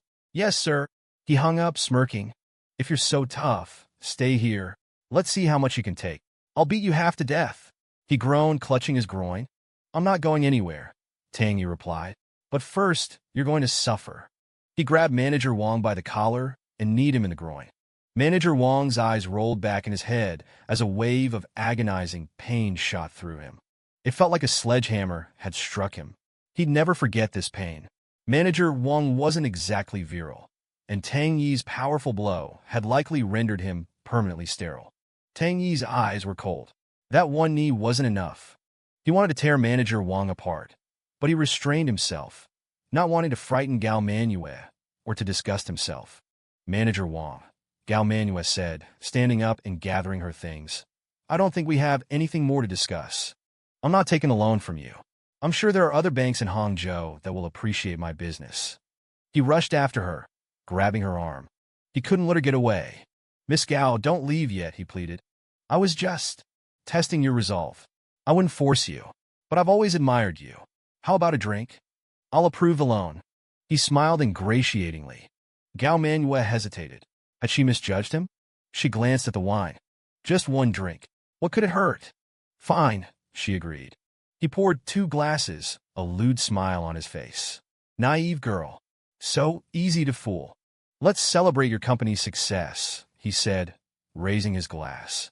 She took the glass and drank it without hesitation. "Manager Wang, let's talk about the loan. One thing at a time." "Not so fast, Miss Gao," he said, his smile sinister. "Now that we've celebrated, let's discuss other matters." She suddenly felt dizzy, his face blurring. "You, what did you put in my drink?" she slurred, her face flushed. "Ha ha, you let your loser ex-husband have you. Why can't I?" "You." She couldn't speak. "I wonder, how would it feel to have this wine poured all over you?" She tried to escape, but he grabbed her and threw her onto the sofa. He ripped off his jacket. "No, stop," she mumbled. "You smell so good. Tonight, you'll learn what a real man can do." Crash! The door burst open. Tang Yi stood there, his eyes blazing. "You animal!" He kicked Manager Wang in the groin. "You'll pay for this." Tang Yi covered Gao Manyue with his jacket. She was unconscious, a tear rolling down her cheek. He glared at Manager Wang. "You bastard. You'll pay." "Who are you?" "Her ex-husband." "The loser. You'll pay for this." He crawled to the phone. "Get some men up here. Now." He hung up, smirking. "Tough guy? Stay here. Let's see how tough you really are." "I'm not going anywhere," Tang Yi said. "But first..." He kneed Manager Wang in the groin again, a sickening crunch echoing through the room. Manager Wang's eyes rolled back in his head as agonizing pain consumed him. He fainted. Tang Yi's eyes were cold. One knee wasn't enough, but he restrained himself. He didn't want to frighten Gao Manyue. Chapter 55. "Well," Gao Manyue hesitated. "Miss Gao," he said, his eyes gleaming, "if you drink this, I'll not only approve the loan, but I'll also waive the interest." She bit her lip, weighing her options. His gaze lingered on her body, barely concealing his arousal. He drugged the wine. One sip, and she'd be unconscious for days. "Manager Wang," she asked, "do I really have to drink this?" "Yes, Miss Gao. We all make sacrifices." "Fine, but can I make a call first?" He hesitated. "Don't worry. I just need to tell my assistant to cancel my evening plans. Then I can enjoy a few drinks with you." He relaxed. "Of course. I'll wait." Outside, she called Li Shanshan. "Shanshan," she said, "I don't trust him. I think he's going to drug me. I don't know who else to call." "Mr. Gao, I've heard he's a predator. Don't do this. There are other banks." She paused. She knew, but only Tianxin could help. "I have to, Shanshan. If anything happens, please help me." Of course. She returned to the office. Manager Wang was practically drooling. Li Shanshan paced frantically. What do I do? An idea struck her. Tang Yi. She dialed his number. Tang Yi at Shanshan. Mr. Gao is at Tianqing Bank. I think that Manager Wang is going to drug her. I don't know who else to call.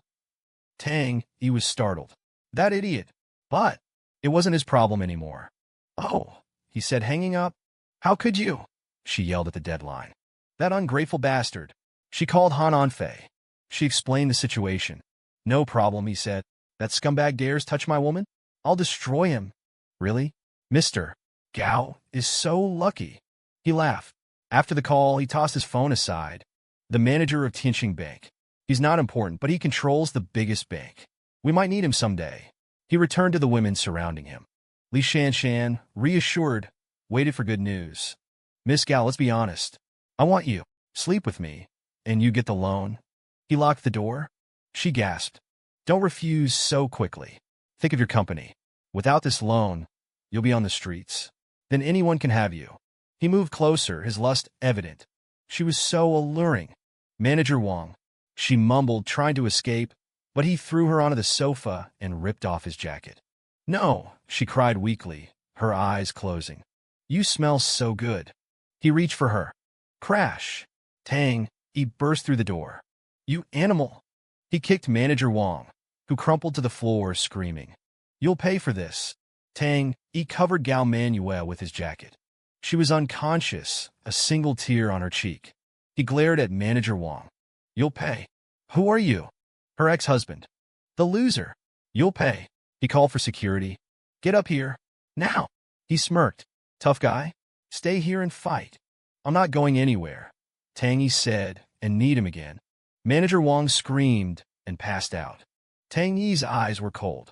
Just then, a group of security guards burst in, brandishing tasers, and surrounded Tang Yi. Manager Wang, are you all right? A man with glasses, Li Shui, rushed to his side. He was Manager Wang's sycophantic underling. If anything happened to the manager, he'd lose his job. Who is this idiot? How dare he attack you? I'll destroy him. Manager Wang, his hand contorted in pain, pointed at Tang Yi. Don't worry, sir. I'll avenge you. Li Shui glared at Tang Yi. You bastard. Causing trouble at Tianqing Bank? You're looking for a death wish.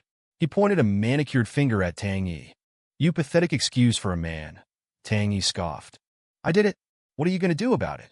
He wasn't afraid. He'd do anything for Gao Manyue. He glanced at her unconscious form, a pang of regret in his chest. Back when he'd been a loser at the Gao residence, he'd never let any harm come to her. Did she regret leaving him now? You called me pathetic. Li Shui shrieked, his nostrils flaring. Thwack! Tang Yi spat in his face and slapped him. Li Shui, small and effeminate, spun around from the force of the blow, nearly losing his balance. You! He stammered, clutching his face. What are you looking at? Get him. I don't care if I have to dock your pay. The guards, reliant on their meager salaries, didn't dare disobey. They raised their tasers, but Tang Yi's chilling glare froze them in their tracks. What are you waiting for? Li Shui yelled. They still didn't move. Enraged, he snatched a taser. Useless. I'll do it myself. He lunged at Tang Yi, but a voice stopped him. Stop. A man in a suit, his expression serious, stood at the doorway, his hands in his pockets. Li Shui froze. Chairman, what? What are you doing here? Slap. The chairman backhanded him. Li Shui now had matching red marks on his face. One from Tang Yi, one from the chairman. Chairman, why? He stammered, tears welling up in his eyes. The chairman glared at him and snatched the taser. He walked over to Tang Yi and looked him in the eye. Li Shui realized the chairman was going to take care of Tang Yi himself. This was Chairman Zhang Baofeng. Even Manager Wang treated him with deference. He was known for his ruthlessness. He wouldn't tolerate anyone causing trouble at his bank. Mr. Tang, Chairman Zhang said, bowing deeply, offering the taser with both hands. I apologize for my staff's disrespectful behavior. Everyone was stunned. Chairman Zhang was apologizing to a thug. Chairman, Li Shui cried. You've misunderstood. This is the one causing trouble. Silence. Do you even know who Mr. Tang is?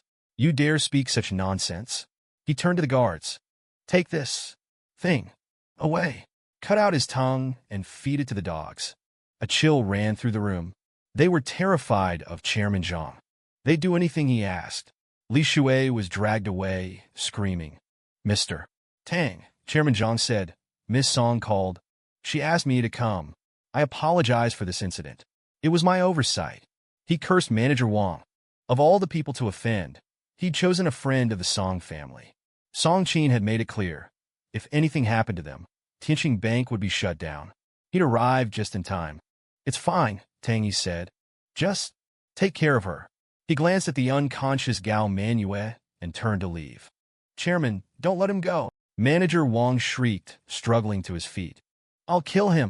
Shut up, you idiot. Chairman Zhang roared. Wang Bo Guang, don't think you can act like this just because you have someone backing you. I only tolerate you because of your brother. I should have fired you long ago. Chairman, he crippled me.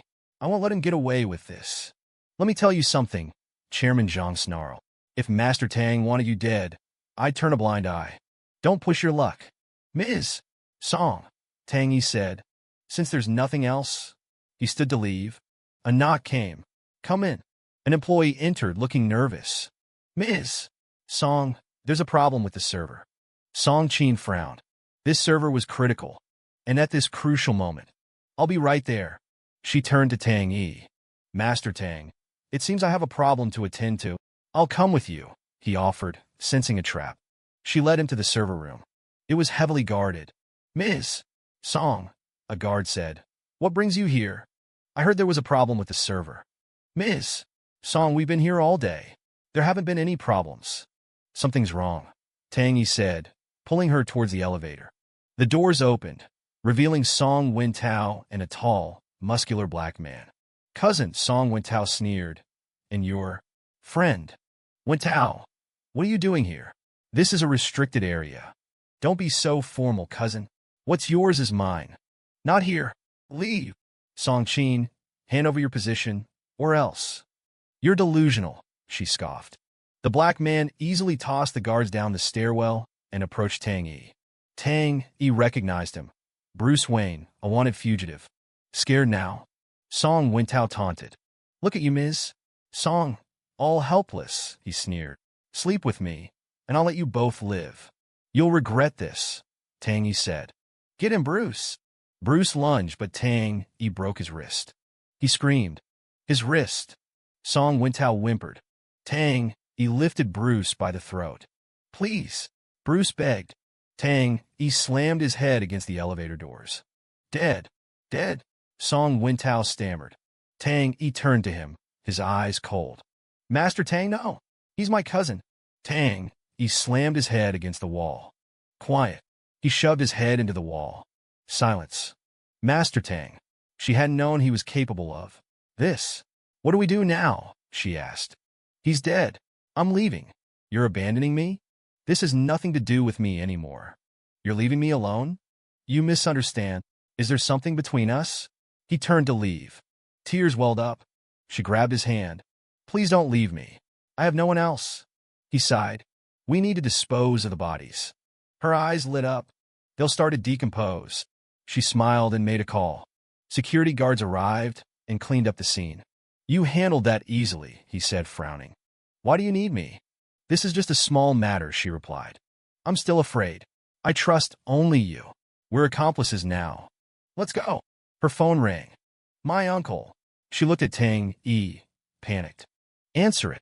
Hello. Qin, where are you? At the company. When Tao said he was going back to see you. No. He left with you.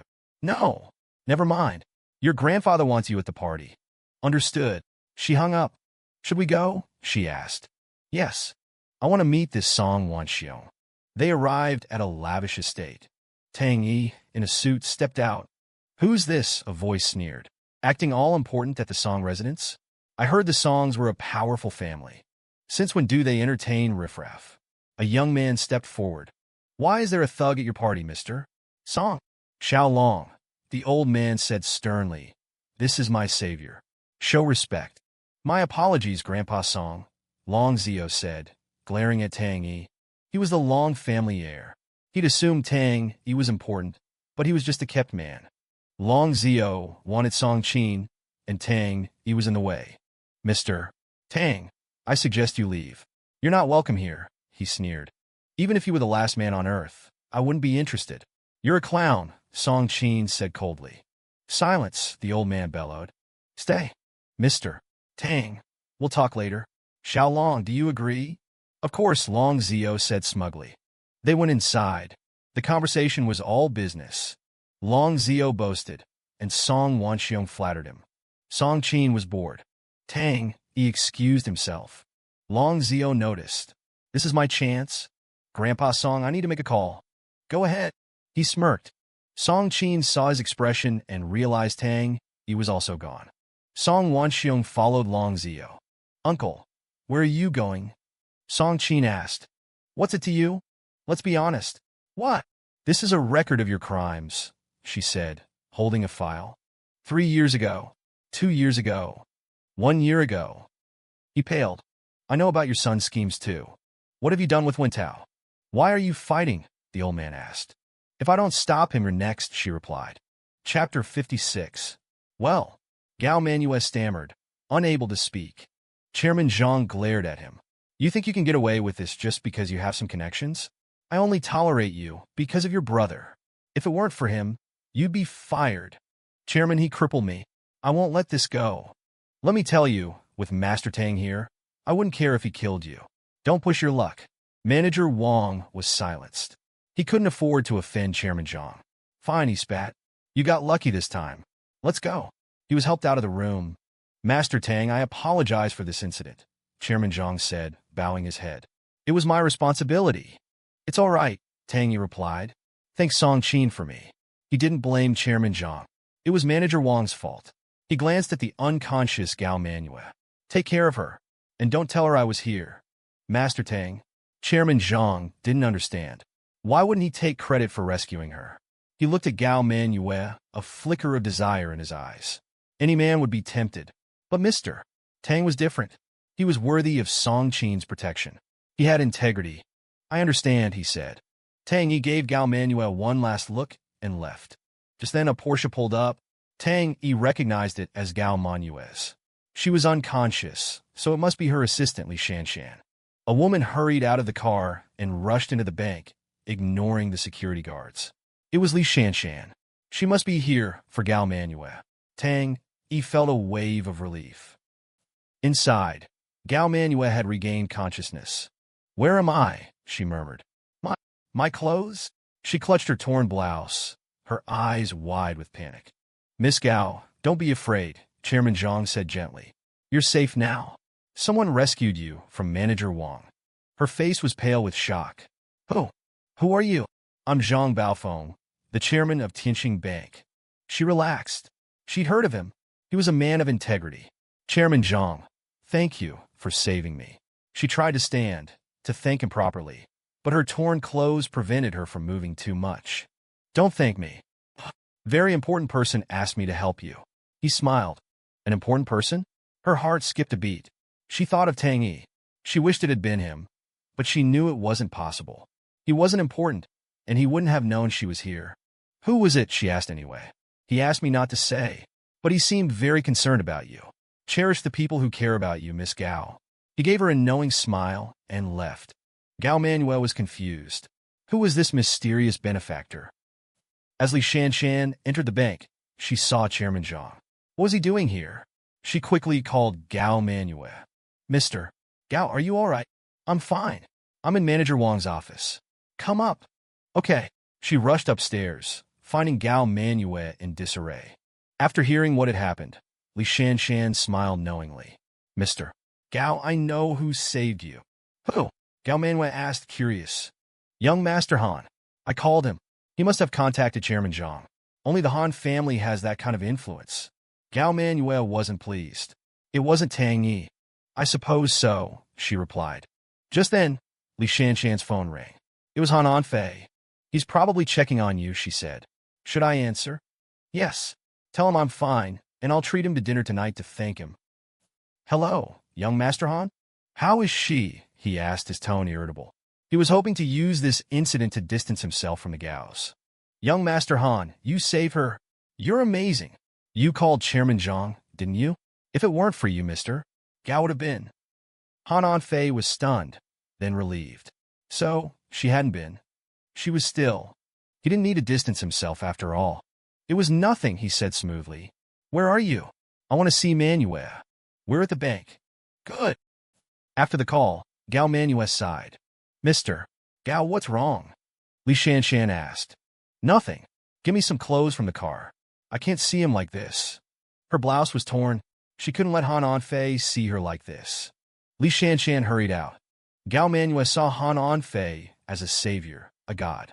She didn't want to embarrass herself, didn't want him to think she was cheap. He was 100 times better than Tang Yi. She couldn't treat him the way she'd treated Tang Yi. Screw you, Tang Yi snarled, delivering another knee to Manager Wang's groin. He crumpled to the floor, writhing in pain. Just then, a group of security guards burst in, tasers raised, surrounding Tang Yi. Manager Wang, are you all right? A man with glasses, Li Shui, rushed to his side. He was Manager Wang's lackey. Who is this punk? He yelled. How dare he attack you? I'll cripple him. Manager Wang, his hand contorted in pain, pointed at Tang Yi. Get him! Li Shui shrieked, pointing a manicured finger at Tang Yi. You bastard! Causing trouble at Tianqing Bank? You're dead! You pathetic fairy, Tang Yi scoffed. I did it! What are you going to do about it? He wasn't backing down. He glanced at the unconscious Gao Manyue, a pang of sadness in his chest. When they'd been together, he'd never let any harm come to her. You called me a fairy? Li Shui shrieked. I'll show you. Tang Yi spat in his face and slapped him. Li Shui spun around, nearly falling. You get him! I'll dock your pay. The guards hesitated, intimidated by Tang Yi's cold gaze. What are you waiting for? Li Shui snatched a taser. Useless. I'll do it myself. He lunged at Tang Yi, but a voice boomed from the doorway. Stop! A man in a suit stood there, his face grim. Li Shui froze. Chairman, what? Slap. Chairman, what are you doing? Li Shui whimpered. The chairman glared at him, snatched the taser, and walked over to Tang Yi. Li Shui realized the chairman was going to take matters into his own hands. This was Chairman Zhang. Even Manager Wang feared him. He was known for his ruthlessness. Mr. Tang, he said, bowing deeply and offering the taser. I apologize for my staff's behavior. Everyone was stunned. The chairman was apologizing to a thug? Chairman, Li Shui cried. You've misunderstood. He's the one causing trouble. Silence. Do you know who Mr. Tang is? Take this thing away. Cut out his tongue. Li Shui was dragged away, screaming. Mr. Tang, Chairman Zhang said. Miss Song called. She asked me to come. I apologize for this incident. He was furious with Manager Wang. Song Qin had made it very clear. If anything happened to Tang Yi, Tianqing Bank was finished. It's fine, Tang Yi said. Take care of her. And don't tell her I was here. He glanced at Gao Manyue and turned to leave. Don't let him go. Manager Wang shrieked, getting up. I'll kill him. Shut up, the chairman roared. Wang Bo Guang. Don't push your luck. I only tolerate you because of your brother. He crippled me. I won't let this go. If Master Tang wanted you dead, I wouldn't lift a finger. Don't test him. Chapter 57. After staying with Gao Manyue for a while, Li Shanshan went downstairs to fetch her some clothes. As she reached the lobby, she saw a purple sports car parked outside. The door opened, and Han Fei, young Master Han, stepped out. Young Master Han, Li Shanshan rushed over to greet him. You're here. Thank you for coming so quickly. Mr. Gao is so grateful you called Chairman Zhang. You saved her. She practically bowed before him. Han Fei, feigning modesty, simply shrugged. It was nothing. You were the only one I could think of. Who else could call on someone as important as Chairman Zhang? Thank you, young Master Han. Don't mention it. Take me to her. Li Shanshan retrieved the clothes from her car and led him inside. Just then, they ran into Tang Yi, who was coming out of the restroom. Well, Li Shanshan sneered. If it isn't our little loser, here to gloat over Mr. Joyous misfortune. Han Fei, seeing Tang Yi, hesitated. After the incident at the banquet, he'd suspected Tang Yi might have some hidden connections. Tang Yi ignored Li Shanshan, unwilling to waste his breath on her. Look at you, Tang Yi, she continued, pointing at him. You're such a pathetic loser. Mr. Gao forgave you so many times, but when it mattered most, you were useless. And now you're here to gloat? How can you even show your face? She saw him as nothing but an opportunistic lowlife. Look at young Master Han. He saved her. If you were half the man he is, Mr. Gao wouldn't have left you. Tang Yi frowned, his gaze fixed on Han Fei. You saved Gao Manyue? Han Fei, flustered by Tang Yi's cold stare, felt a pang of guilt. He hadn't saved her, but with Li Shanshan here, he couldn't admit it. Of course I did. Who else would it be? Are you questioning young Master Han? Li Shanshan shrieked. How dare you? If it weren't for him, I'd. Tang Yi ignored her, his eyes locked on Han Fei. He felt a surge of anger. How did you save her? What makes you think you could have saved her? Han Fei was speechless. He stammered, wanted to back away.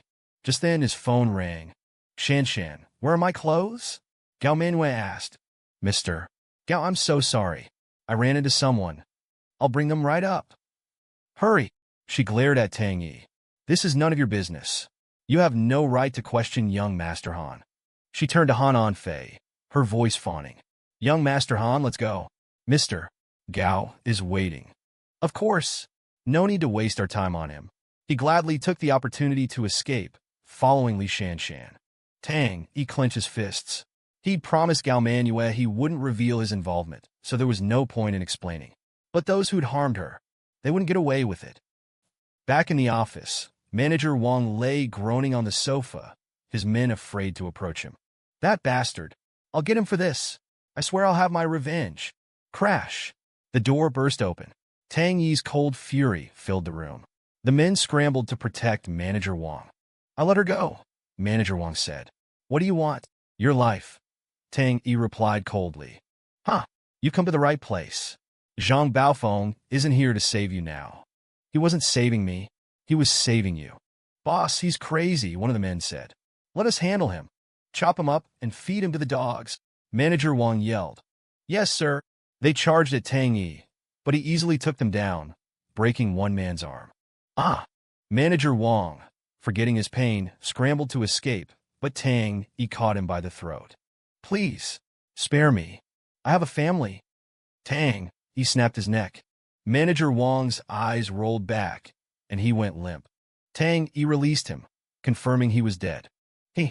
He killed him. Just like that? The men whispered, terrified. Li Shanshan went downstairs to get Gao Manyue's clothes. She saw a purple sports car and rushed over as Han Fei stepped out. Young Master Han, she cried. You came? Thank you. You saved her? It was nothing, he said modestly. Take me to her. She led him inside. They ran into Tang Yi. Well, she sneered. Our little loser. Here to gloat. Han Fei hesitated. Tang Yi ignored her. Look at you, pathetic. Mr. Gao forgave you, but you were useless. If you were half the man young Master Han is. Tang Yi frowned at Han Fei. You saved Gao Manyue? Of course, he blustered. Are you questioning young Master Han? She shrieked. How did you save her? Tang Yi pressed. Han Fei stammered, unable to answer. His phone rang. Shanshan, where are my clothes? Gao Manyue asked. Mr. Gao, I'll bring them right up. Hurry. She glared at Tang Yi. You have no right to question him. She turned to Han Fei. Let's go, young Master Han. Mr. Gao is waiting. Right, he said, relieved. They left quickly. Tang Yi clenched his fists. In the office, Manager Wang lay groaning. That bastard. I'll get my revenge. Crash. Tang Yi entered. I'll let her go. What do you want? Your life. No, Zhang, to save you now. He was saving you. Get him. They attacked. He defeated them easily. Manager Wang tried to escape, but Tang Yi caught him and snapped his neck. Dead. After the call, Han Fei, flustered, couldn't meet Tang Yi's gaze. Just then his phone rang. Hello. It was Gao Manyue. Shanshan, she said. Where are my clothes? Mr. Gao, I'm so sorry.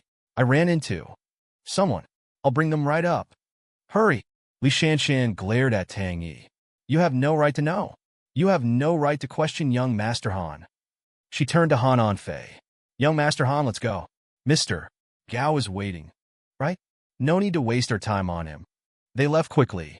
Tang Yi clenched his fists, his eyes cold. He'd stay silent, but they wouldn't get away with this. In the office, Manager Wang lay groaning. That bastard. I'll get my revenge. Crash. Tang Yi entered. I'll let her go. What do you want? Your life. Huh. No, Zhang. To save you now. He was saving you. Get him. They attacked. He defeated them easily. Manager Wang tried to escape, but Tang Yi caught him and snapped his neck. Dead. Li Shanshan went downstairs, saw Han Anfei's car, and rushed over. Young Master Han, you came. Thank you. You saved her. It was nothing, he said modestly. Take me to her. She led him inside. They ran into Tang Yi. Well, she sneered. Our little loser. Here to gloat. Han Anfei hesitated. Tang Yi ignored her. Look at you, pathetic. Mr. Gao forgave you, but you were useless. If you were half the man young Master Han is. Tang Yi frowned at Han Anfei. You saved Gao Manyue? Of course, he blustered. Are you questioning young Master Han? She shrieked. How did you save her? Tang Yi pressed. Han Anfei stammered, unable to answer. His phone rang. Shanshan, where are my clothes? Gao Manyue asked. Mr. Gao, I'll bring them right up. Hurry. She glared at Tang Yi. You have no right to question him. She turned to Han Anfei. Let's go, young Master Han. Mr. Gao is waiting. Right, he said, relieved. They left quickly. Tang Yi clenched his fists. In the office, Gao Manyue woke up. Where? My clothes? She was panicked. Miss Gao, you're safe. Someone rescued you. Who? Zhang Baofeng, chairman of Tianxing Bank. She relaxed. Thank you. Don't thank me. Very important person asked me to help you. He seems very concerned. Cherish those who care about you. He smiled meaningfully and left. She was confused. Who? Li Shanshan arrived, saw the chairman, and called Gao Manyue. Mr. Gao, are you all right? I'm fine. Come up. She rushed up and saw Gao Manyue's torn clothes. After hearing what had happened, she smiled. Mr. Gao, I know who saved you. Young Master Han. I called him. He must have contacted the chairman. Gao Manyue was disappointed. It wasn't Tang Yi. I suppose so, she said. Li Shanshan's phone rang. It was Han Anfei. He's probably checking on you. Should I answer? Yes. Tell him I'm fine, and I'll treat him to dinner tonight. Hello, young Master Han? How is she? He asked, irritated. You saved her. You're amazing. If it weren't for you. He was stunned, then relieved. She hadn't been. He didn't need to distance himself. It was nothing, he said. Where are you? I want to see Manyue. We're at the bank. Good. Gao Manyue sighed. Mr. Gao, give me some clothes? I can't see him like this. Li Shanshan left. Gao Manyue saw Han Anfei as a savior. She couldn't let him see her like this. He was so much better than Tang Yi. Chapter 58. Tianxing Bank. As the largest bank in the heavily fortified city, it had supported the rise and witnessed the fall of countless families. Every aspiring entrepreneur and established family sought its services, whether for startup funds or a lifeline in times of crisis. Shanshan, Gao Manyue asked, are the loan documents ready? Yes, Mr. Gao. I sent them to your phone. Standing before the imposing bank building, Gao Manyue took a deep breath. Her company faced a severe financial crisis. She'd pleaded with numerous families for help, but they'd all refused, still wary after the incident at the Song banquet.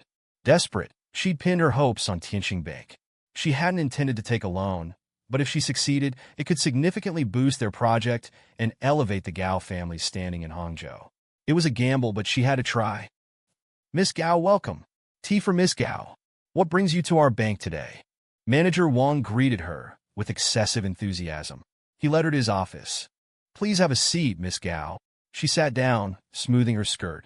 His gaze immediately fixed on her legs. The rumors are true. She's stunning, he thought. Too bad she's married. To a loser. How much are you depositing today? He asked eagerly.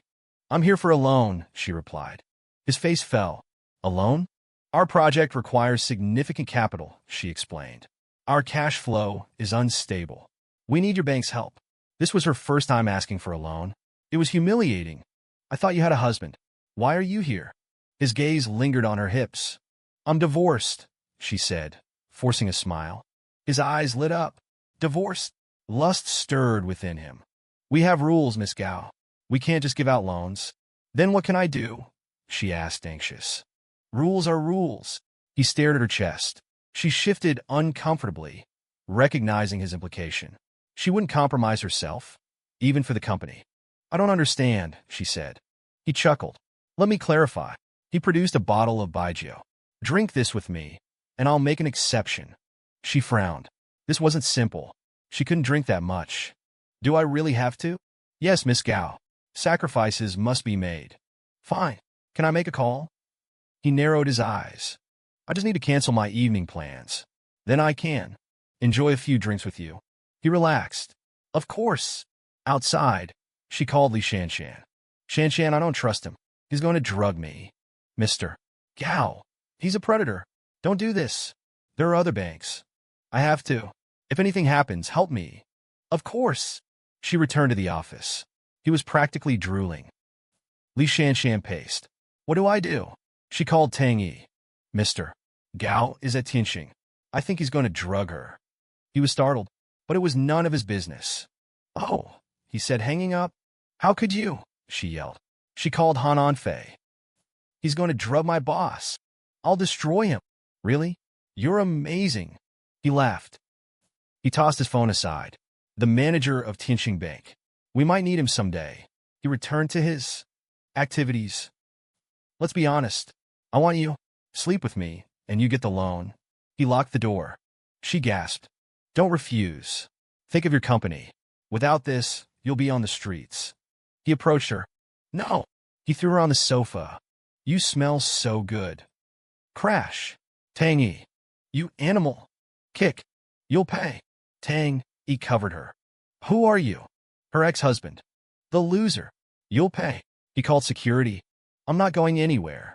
He need him again. He passed out. Li Shanshan saw Han Fei and rushed over. You came? Thank you. You saved her. He shrugged modestly. Take me to her. They ran into Tang Yi. Loser. Here to gloat. He ignored her. Pathetic. You couldn't even do this for her. You saved her. Tang Yi asked Han Fei. Of course. How? He stammered. His phone rang. Where are my clothes? Gao Manyue asked. I'm coming. She glared at Tang Yi. You have no right to question him. They left.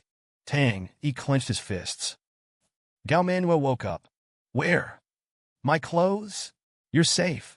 Someone rescued you. Who? Zhang Baofeng, chairman of the bank. Thank you. An important person asked me to help. Cherish those who care. He smiled and left. Who? Li Shanshan arrived, saw the chairman, and called Gao Manyue. Are you all right? I'm fine. Come up. Li Shanshan found her disheveled. I know who saved you. Young Master Han.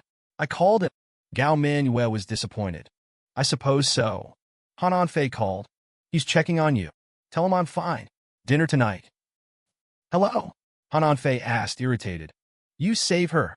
You're amazing. He was stunned, then relieved. It was nothing. Where are you? I want to see Manyue. We're at the bank. Good. Gao Manyue sighed. Give me some clothes. I can't see him like this. Li Shanshan left. Gao Manyue wanted to look her best for Han Fei. He was so much better than Tang Yi. Wiping the blood from his hands, Tang Yi glanced at the lifeless body of Manager Wang, a sneer on his face. He left the bank. His phone rang. It was Song Qin. Hello? Master Tang, great news. I found the 3 souls herb. I contacted the seller. We can meet this afternoon to discuss the purchase. He'd asked her to search for it after he'd saved her life. This legendary herb was said to correspond to the 3 Hun, the spiritual components of a person's soul.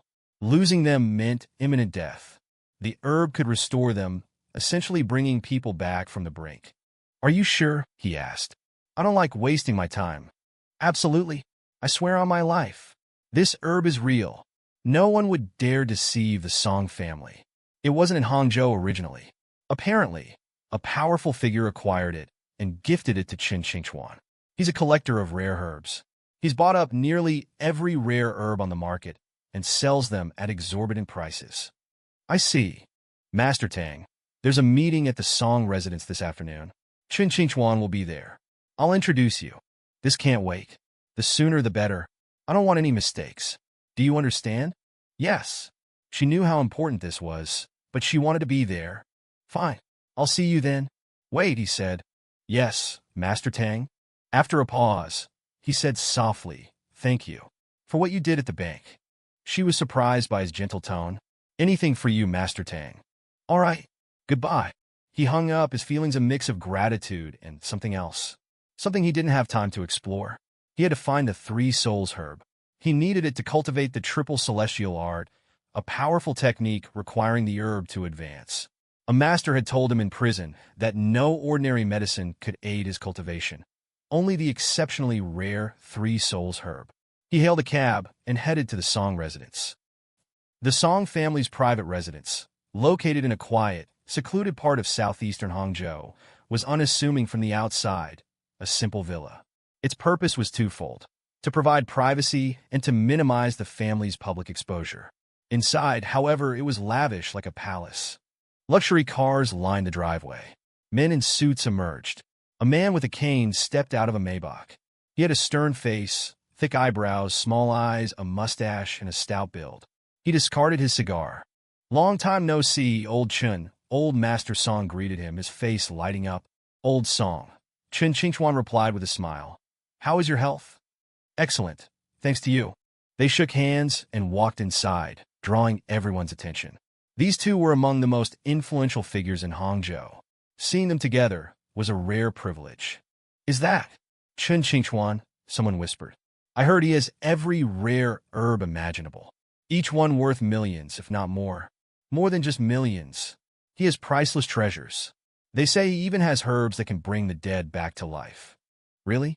So many have offered him fortunes, just to meet him, let alone acquire his herbs. Just seeing him today, I could die happy. Everyone watched in awe as he sat with old Master Song, sipping tea. They couldn't believe they were in the presence of the legendary Qin Qingchuan. He set down his cup, his eyes narrowing as he studied old Master Song. Old Song, you were poisoned recently, weren't you? You don't look as vibrant. If I'm not mistaken, it was a rather unique poison. But the one who cured you, they are quite skilled. The poison is completely gone. Old Master Song chuckled. You're right. I was poisoned, but a skilled physician saved me. A skilled physician? Qin Qingchuan was intrigued. He wasn't surprised by the term, but he was curious about the person who'd cured such a poison. Chapter 59, Old Song. Qin Qingchuan asked, Who is this miracle doctor? I'm not aware of anyone in Hangzhou capable of curing such a poison. Old Master Song stroked his beard, his eyes twinkling. Old Chun, you wouldn't believe me if I told you. It was a young man. A young man? Qin Qingchuan was intrigued. Such a skilled physician was rare. Before he could ask more, someone approached old Master Song and whispered in his ear. The old man stood abruptly. Old Chun, something has come up. Please excuse me. My granddaughter, Song Qin, will be back shortly. You can chat with her. Of course, Qin Qingchuan replied, waving his hand dismissively. He and old Master Song were close, so there was no need for formalities. It's been a while since I've seen that girl. I wonder what she's been up to. You'll see, old Master Song said with a smile, leaving the room with the help of an attendant. He had many guests to attend to, so he was leaving his old friend in Song Qin's care. Everyone watched old Master Song leave, then turned their attention to Qin Qingchuan. Some wanted to approach him, but his aura was intimidating. He took a sip of tea and looked up as two figures entered. A woman in a white dress, her makeup subtle yet elegant, and a man in casual shorts and a t-shirt, his skin tanned, but his eyes sharp and alert. Tang Yi followed Song Qin as they approached. Uncle Qin, long time no see, Song Qin said, extending her hand. It has been a while, young lady, he replied, taking her hand. What have you been busy with? The Song family is flourishing. I'm quite impressed. You flatter me, Uncle Chun. Your achievements are far more substantial. Ha ha, you're as charming as ever. He paused, looking at Tang Yi. Who is this young man? Song Qin took Tang Yi's arm.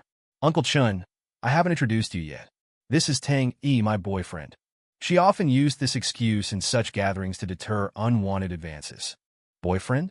Chun Qingchuan's expression changed. A young man behind him glared at Tang Yi. The Chun family had been considering a marriage alliance with the Songs, and the young man was their ideal candidate. They hadn't even made a formal proposal, and Song Qin already had a boyfriend.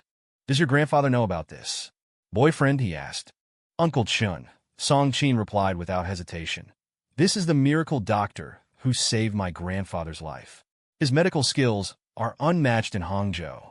And we're not just here to see you. We're here for the Three Souls herb. We'd like to buy it. Miracle doctor? Him? The Qin family members exchanged surprised glances. They looked at Tang Yi, thinking Song Qin was joking. Song Qin, do you even know what the Three Souls herb is? Chun Qingchuan said. Ordinary people can't afford it. I wouldn't even sell it to your grandfather. Do you understand? She nodded, having anticipated his reluctance. She placed a check before him. Uncle Chun, please accept this small token. If you sell us the herb, there will be a more substantial reward later. He sighed and shook his head. Young lady, you're not listening. I mean, ordinary people, especially this, Mr. Tang, are not worthy of such a precious herb. And when it was given to me, I was told it could save my life. Do you understand its significance? Song Qin's heart sank. She hadn't realized how important the herb was to him. She'd been too hasty. She looked at Tang Yi, knowing he'd be disappointed. Master Tang, it seems we're out of luck. We won't be getting the herb today. Tang Yi smiled faintly and stepped forward. Master Chen, the Three Souls herb is useless to you. You said so yourself. Why not sell it to me? I might even be able to save your life. Chun Qingchuan laughed. He sat back, crossing his legs, looking at Tang Yi with amusement. He hadn't taken Tang Yi seriously, even after hearing he'd saved old Master Song. That poison was child's play to him. This young man was clearly naive and overconfident, his skills unrefined. Young man, he scoffed. You claim it's useless to me? Don't think I'll show you favoritism just because Song Qin is here. The Three Souls herb can not only revive the dying, but it can also help cultivators break through realms. You don't look like a man of wealth or power. Why should I sell it to you? Do you know how much effort I put into acquiring it?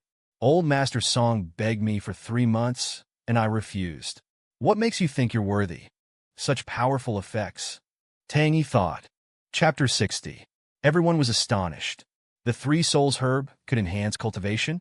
They were all amazed, except for Tang Yi, whose faint smile drew their ire. How disrespectful. He's mocking Master Chun. Typical freeloader, acting all high and mighty. These youngsters have no idea how powerful Master Chun was in his prime. Chun Qingchuan's face darkened. What's so funny, he demanded. Are you mocking me? Master Chun, Tang Yi said calmly. You might not realize this, but after all these years of healing others, your own health has deteriorated. If I'm not mistaken, you're nearing the end of your life. If you don't seek treatment soon, you'll be in serious trouble. Even the Three Souls herb won't be able to save you then. Chun Qingchuan paused, taken aback. He'd spent his life diagnosing others. It was strange to be diagnosed himself, especially by a young man. He chuckled. Young man, I know you have some medical knowledge, but that doesn't excuse your absurd claims. I've been a physician for decades. There might be some ailments I can't cure, but I know my own body better than anyone. I consume the finest herbs and medicines every day. My health is impeccable. He looked smug. The others listened with envy. If only they could get their hands on some of his precious herbs, or even just his formulas, they too could extend their lives. Tang Yi sighed. Those herbs are potent, but you're using them incorrectly at the wrong times. Your body can't handle such constant replenishment. You'll overload your organs and damage yourself. Even Chun Qingchuan's composure wavered under Tang Yi's calm analysis. Young man, don't think you know everything just because you've read a few medical texts. I prepare my own remedies. I know what I'm doing.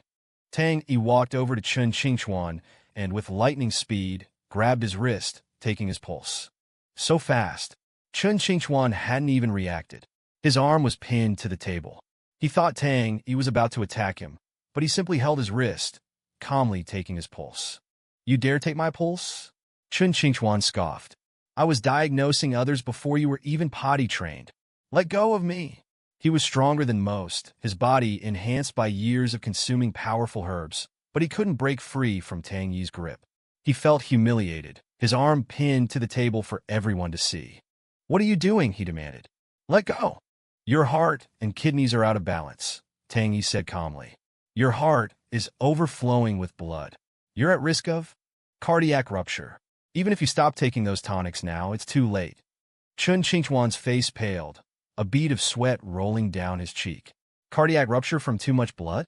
That's absurd. I thought you were a skilled physician, but you're just a charlatan. Tang Yi released his arm and turned away. You're probably hoping the Three Souls herb will revive you.